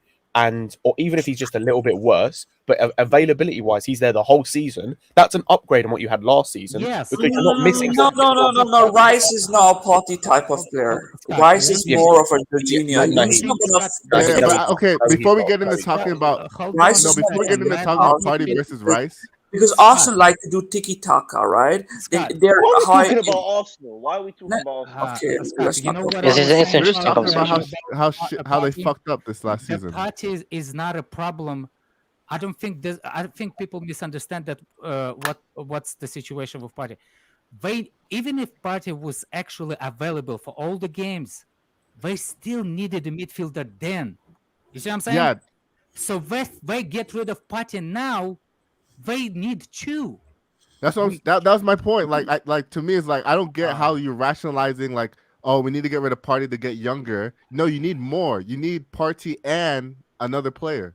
You need Party And and at Rice. the end of the season, this season, they are actually going with the players. Yeah, but they're getting rid of 2 midfielders as well. Is the point? Like they But they need, spent they need 65 that million already. No, okay, guys, Yeah, that's why the slow down. Havertz deal Guys, is slow so down. surprising. Slow down.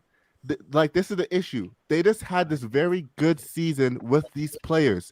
You now saying they're gonna bring in young players like Lavia and Rice, and you expect Lavia, who was on a relegated team, and duplicate the same help them like still have the consistency and same quality performances. they had last season when Party is a player in his prime. Like, come on, that's not Nobody's the same quality. replacing Party with Lavia. That's number No. one. Rice replaces. No, I'm not Party. saying that, but they're Rice getting rid of replacing Shaka and Partey. Party. No. If they get rid of Shaka and Party and you put Rice and Lavia, that to me is not guaranteeing they be. Well, if good you as next base it on They're going for United football Caprentura. manager, maybe it's not. That would But fit that's not how Arsenal. it work. Because Lavia will not replace Partey. Lavia doesn't replace nobody. Lavia is going to be there just to have a depth in that position. Lavia does I not. haven't only seen play Lavia midfield. Arsenal links, to be honest. I haven't seen them. Lavia is not the direct. I've seen replacement. Chelsea None of Lavia them. Lavia can links, play but not in like all the Arsenal. position because he's young enough. He can be coached into the position.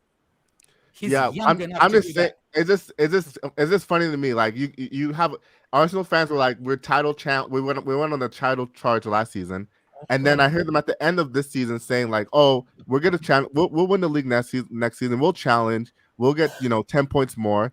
And then now as the transfers come in, it's like, oh, we need to get younger. Party's too old. It's like I'm confused. Like, What do you expect them to do?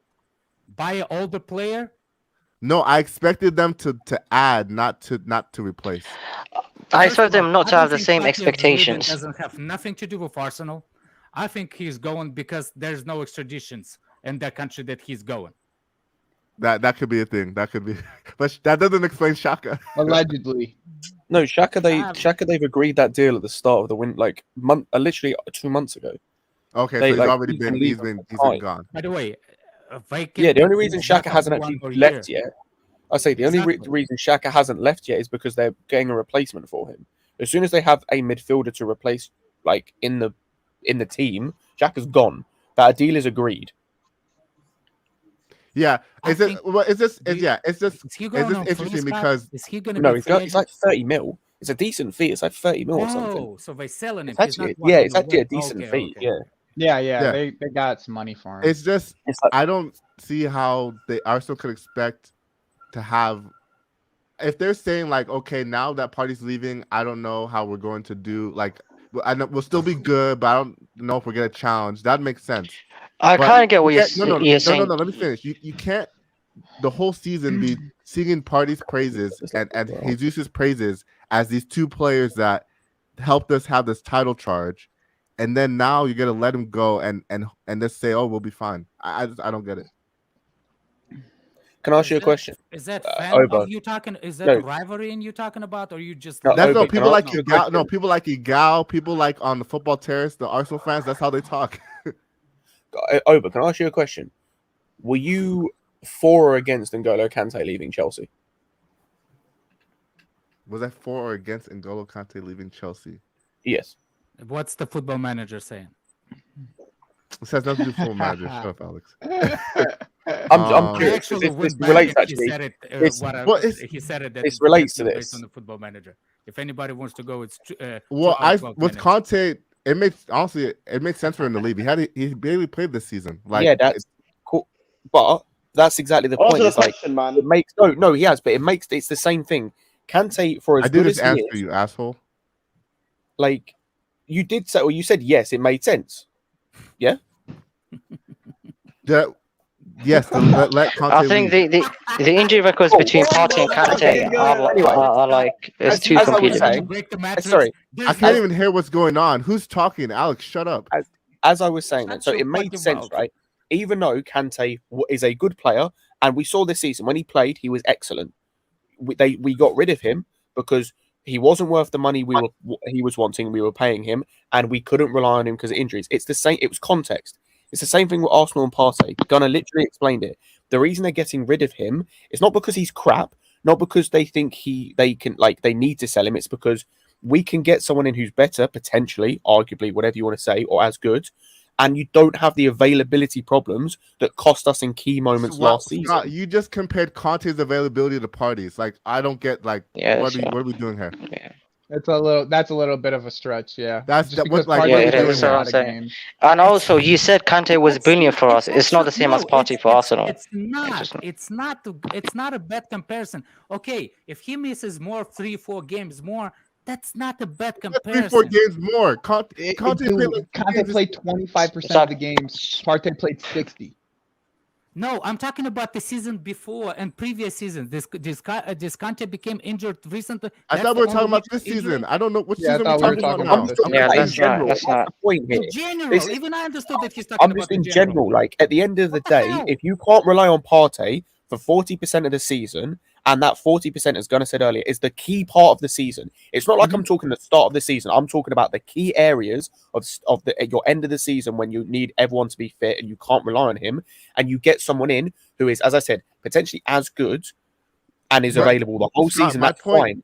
Scott, my point, I'm not disagreeing that him not being available isn't an issue. But my point is that you should be adding. And then so when he's not available, you have somebody to play.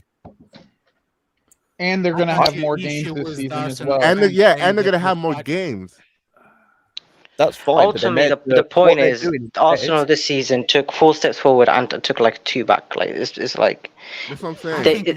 They were supposed to add and build on to what they already had. I think they're treading water. No, Scott. Scott, Alex. Let me tell you this. If you were to ask any Arsenal fan before the season ended, what do we need? Like, should we? Okay. Going into summer, should we sell Partey and bring in Rice? Like, no, keep Partey, add Rice. That's what they would all say. But that's not what. Do you understand that Arsenal fans do not have to say? No, I'm talking about Arsenal fans. I'm talking about Arsenal fans. That's what I've been talking about this whole time. It's like what they've been saying, like that they're going to do next season. Let me tell you what they've been saying. Do you think Arsenal fans won't sell Partey, or do you think that they reacted with the comments based on known that they have to replace him?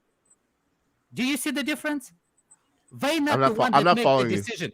They reacting to the news that Partey is leaving. But none of Arsenal fans No. I'm saying before all this party news. Before all this party news.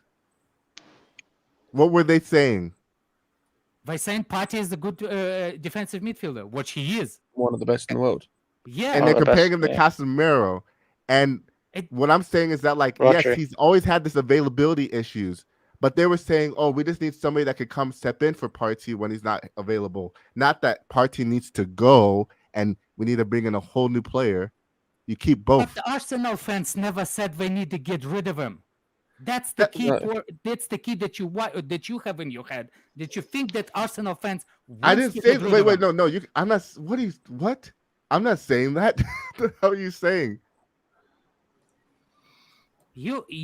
Oh my word! You. I've also, by the way, I've done the maths. In terms of midfielders, you know, they depending on where they see Havertz, they have 8 midfielders potentially, 7 or 8 midfielders in their squad. If they get, and that, by the way, that's if they get Rice and Lavia. That's if they get Rice and Lavia, both of whom they've been linked to, and there is concrete interest in. Whether they get them or not, this is the thing. We're talking about this now because they haven't signed anyone. If they end the window as it is now, then we can go back to this conversation and say, yeah, they fucked up. And if Partey leaves, if they go from here, get rid of Partey and Xhaka, but sign Rice and Lavia, and they do see Havertz as a midfielder, that's 8 midfielders they've got going into next season. Yeah, you counting Lukonga and Fabio Vieira and El Neni in that? Yes, I am. Guys that are, guys that are. And Are you talking about the Deadwood? They went out, by the way, Scott. Sorry, let's be serious.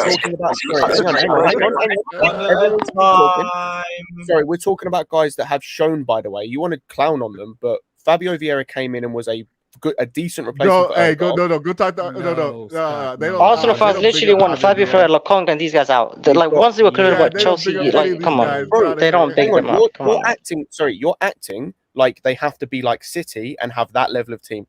That's not how their ownership works. No, wait, no. That's not how their ownership group works. They have to deal with what they've got. If you're telling me that a midfield three of, let's say, I don't know, you have Lavia, El Neni, and Fabio Vieira, you're telling me that can't work in the Prem against, I don't know, Nottingham Forest? No, that's not the point. The original point was, or in the Champions League against. Or in the Champions League. No, let me fucking finish, please, man, because you man keep wanting to interrupt me before I finish my goddamn point. You're telling me that these three, that a midfield three, can't work in the Champions League against, a Bartey Borisov. Because this is what I don't think you understand. These man, these man don't have to play. He can't play against a Bartey Borisov. Behave yourself, please. Like Bartey Borisov, who they playing Bartey Borisov in the Champions League? What are you talking about?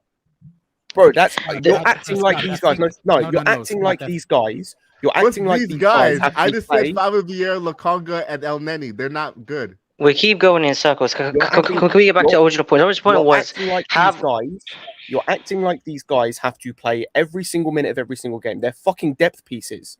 Do they produce for Arsenal? Yes or no? Instead of just saying depth, do they produce? Are they good enough? No, because their own fan base want them out. They are Deadwood. They are literally classified as Deadwood. What are you talking about? Shit, bro. Go talk to any Arsenal fan about Sambi Lukonga. They'll tell you. Scott, there's actual evidence when Vieira was brought into the game as a starter and stuff, not relative games. Sorry, there's another one actually. I forgot about ESR. They want to play ESR in the midfield. That's another midfielder they've got to complain. Smith Rowe, I think they're going to have to change their system, I think, for them to play. And they change their system. I find it funny that people expect. I just find it funny that man think that they have no depth. That's all. One at a time. Well, you shut up. I said one at a time, and you're interrupting everyone, bro. Make sense. All three of you are talking over each other, so 3 people are talking at once, and nobody can hear anybody. So just Not you. I mean Scott, Alex, and Ober in general. 3 of you are talking Scott, over. Me and Scott are talking, and this guy don't interrupt when he's the one that interrupts all the time. How about everyone just focus on each other's voice, and if someone's talking, don't say anything. Think about Vieira. There's actual samples last season when Vieira played, and they did drop the points and drop the quality in the game significantly. I agree with you. That could be a first season. Do you know what actually I just find funny, Alex? Sorry, is like this man's mentioning like El Neni and Sambi Lukonga. That's like the 7th and 8th choice midfielder. Their backup midfielder, if they get all their targets, is going to be like Lavia, is going to be Jorginho, because that's what they fucking brought him in for. And like you can say what you want, by the way. I was going to say what you want about the league and the Champions League. That's a banging signing or banging DM for them to have. They've got probably a midfield three of maybe ESR, who's a decent player. Say what you want, he's a decent player. Lavia, again, a decent player, and Jorginho. Again, for depth, for rotation, that's fine. For winning the league, that's not enough. But for basically doing the same as this season, that's fine. But that's Scott, what I expect them to do. Scott, and that's exactly what I expect them to do. They also have to get these players first. I was talking about them winning the league. Like that's what I was talking about. Like I'm saying, Arsenal, no Arsenal fan expects them to win the league. No, they do actually. Like then they're an idiot. They do. Nah, that's not true. They do, Scott. If they do, then they're an idiot. I'm gonna say that straight up. If any Arsenal fan is thinking they can win the league next season, they are an idiot. Scott, to tell you what? No, Scott, hold on. The actual thing that Arsenal, they actually think the next step for Arteta is to win the league. Either he wins the league or they needs to get rid of him. Champions League. I wouldn't say all of them, but majority definitely think that. What? That's what and what they were saying, and what they were saying before the end of this last season was that we just need more depth. We don't have depth. And then you're telling me now that they could get rid of some of their starters, just replace them, keep the same depth they had before that these same Arsenal fans were complaining about, and that's my point. Yeah, these men were complaining about Xhaka for years, and then we're all talking about how he's so key to their system, bro. What are you talking about? By the way, is it me? But Xhaka was one of the best And players. Xhaka's one of the best players. He's rare. Yeah, He's Xhaka rare was one. this sublime. One of their This best season. players, and they were talking about how much they wanted to get rid of him basically since he's been there. So you're telling me that, like, say a Sambi Lokonga, right? He can't turn it around. He's 23. El Neni, I think El Neni is the perfect player. He might turn it around. Man are talking like this is what they are. This is what they'll ever be. They'll never get any better. Like, But we do the same with our players. Why can't it apply to them too? It can apply. Yeah, right there. Yeah, that pause right there. Got you. Also want to get rid of I got you. I got you. I got you. You got the football manager. It can apply. It depends on the level they're going to improve. Like, unfortunately, I don't watch Sambi Lokonga and El Neni every fucking week. No, I don't watch these players every fucking week to determine, they're going to get to fucking Bergkamp and the way you were talking about them sounded like you did. You said Fabio Vieira's got skill. Lokonga's got skill. Yeah, this is why people go in circles.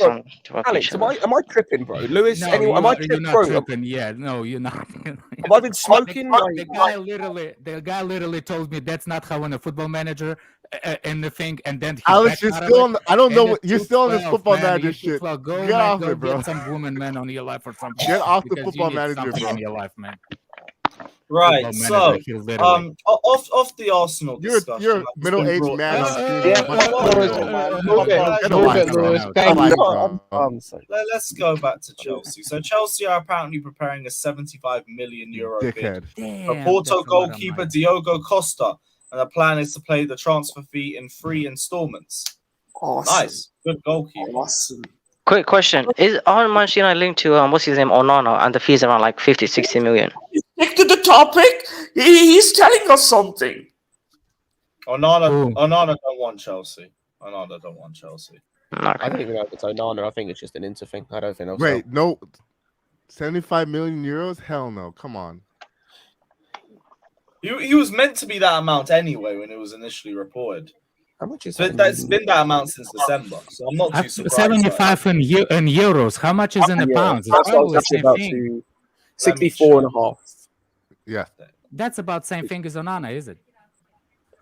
Pretty much. No. I thought they want for Onana like 80, didn't they? No. No, that was Mignon. Oh, Mignon. For Nana, they want 50 million euros plus add-ons. Fuck Onana. I don't like Onana. He's a stupid player. Fuck you. I like Diogo Costa. I like Diogo Costa. He comes from Sergio Conceição. I like him. He's a good distributor of the ball. He can save. He's strong. Onana is sometimes really, really stupid. I know. Didn't you like Werner? Really good. Shut the fuck up. He was really good at He was really good at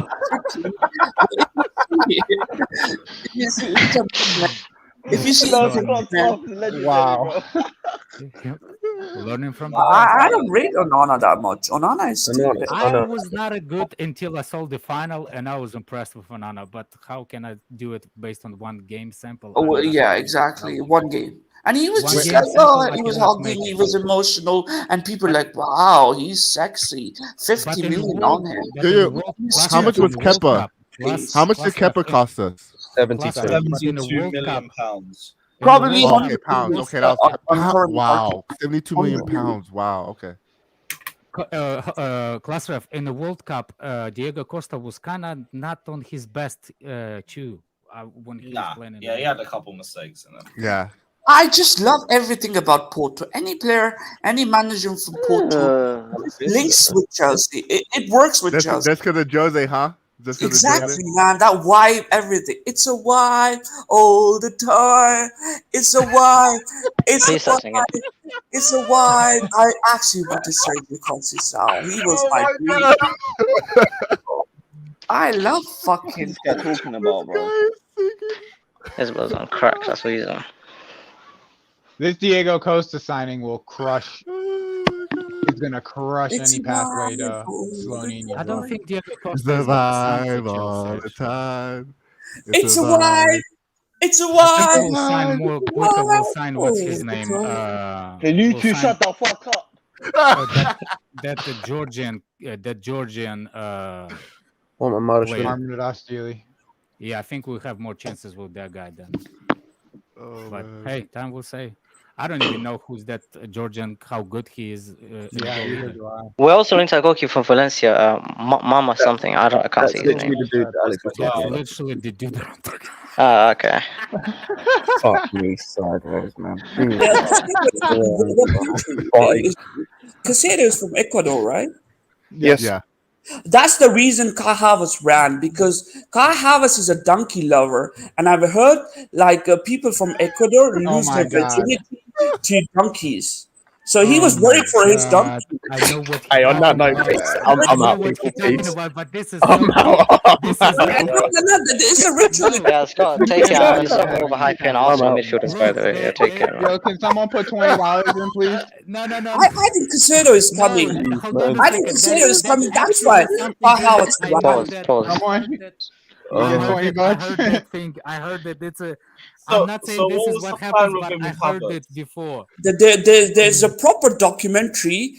Ecuador youth, the youth in Ecuador lose their virginity to donkeys. It's a fact.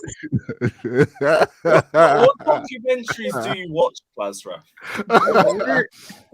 You know what? Actually, it's too late now. I have to go, but it's a fact. Of course it is. Thank you. Fair enough. Thank you for your time. There we go. Casado's coming. I hope so.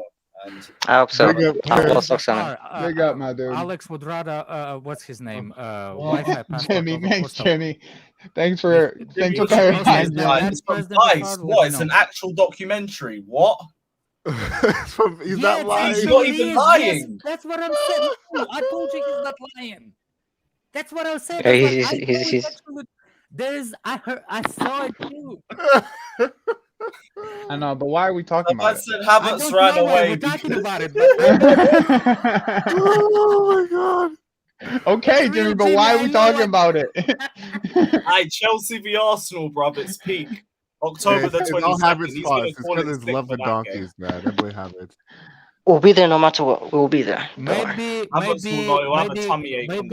Havertz has those kind of like his grandparents. One of those. That's why he loves donkeys. Boy.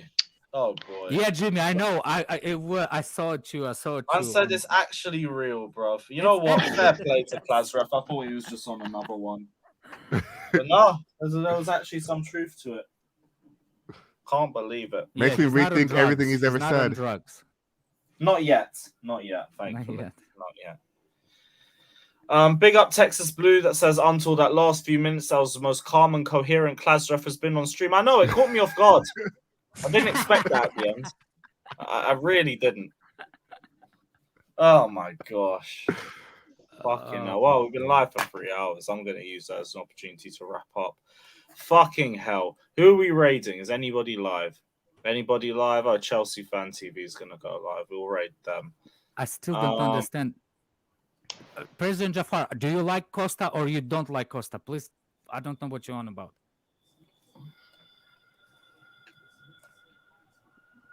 Do anybody like Costa as a goalkeeper in the panel? No idea who he is. Yeah. Find him. Okay. He's been a name. He's good. He's good. I watched the World Cup with him, and I don't think he was that good in World Cup. I've seen him in other Champions League games before in the past. He's decent. Fucking mad. But yeah, guys, we're gonna wrap up. Food's about to come out the oven too. So pick up everybody that's locked in. Hit the like button, subscribe, all of that. Head over to Chelsea Fan TV. And as always, up the Chelsea. Go learn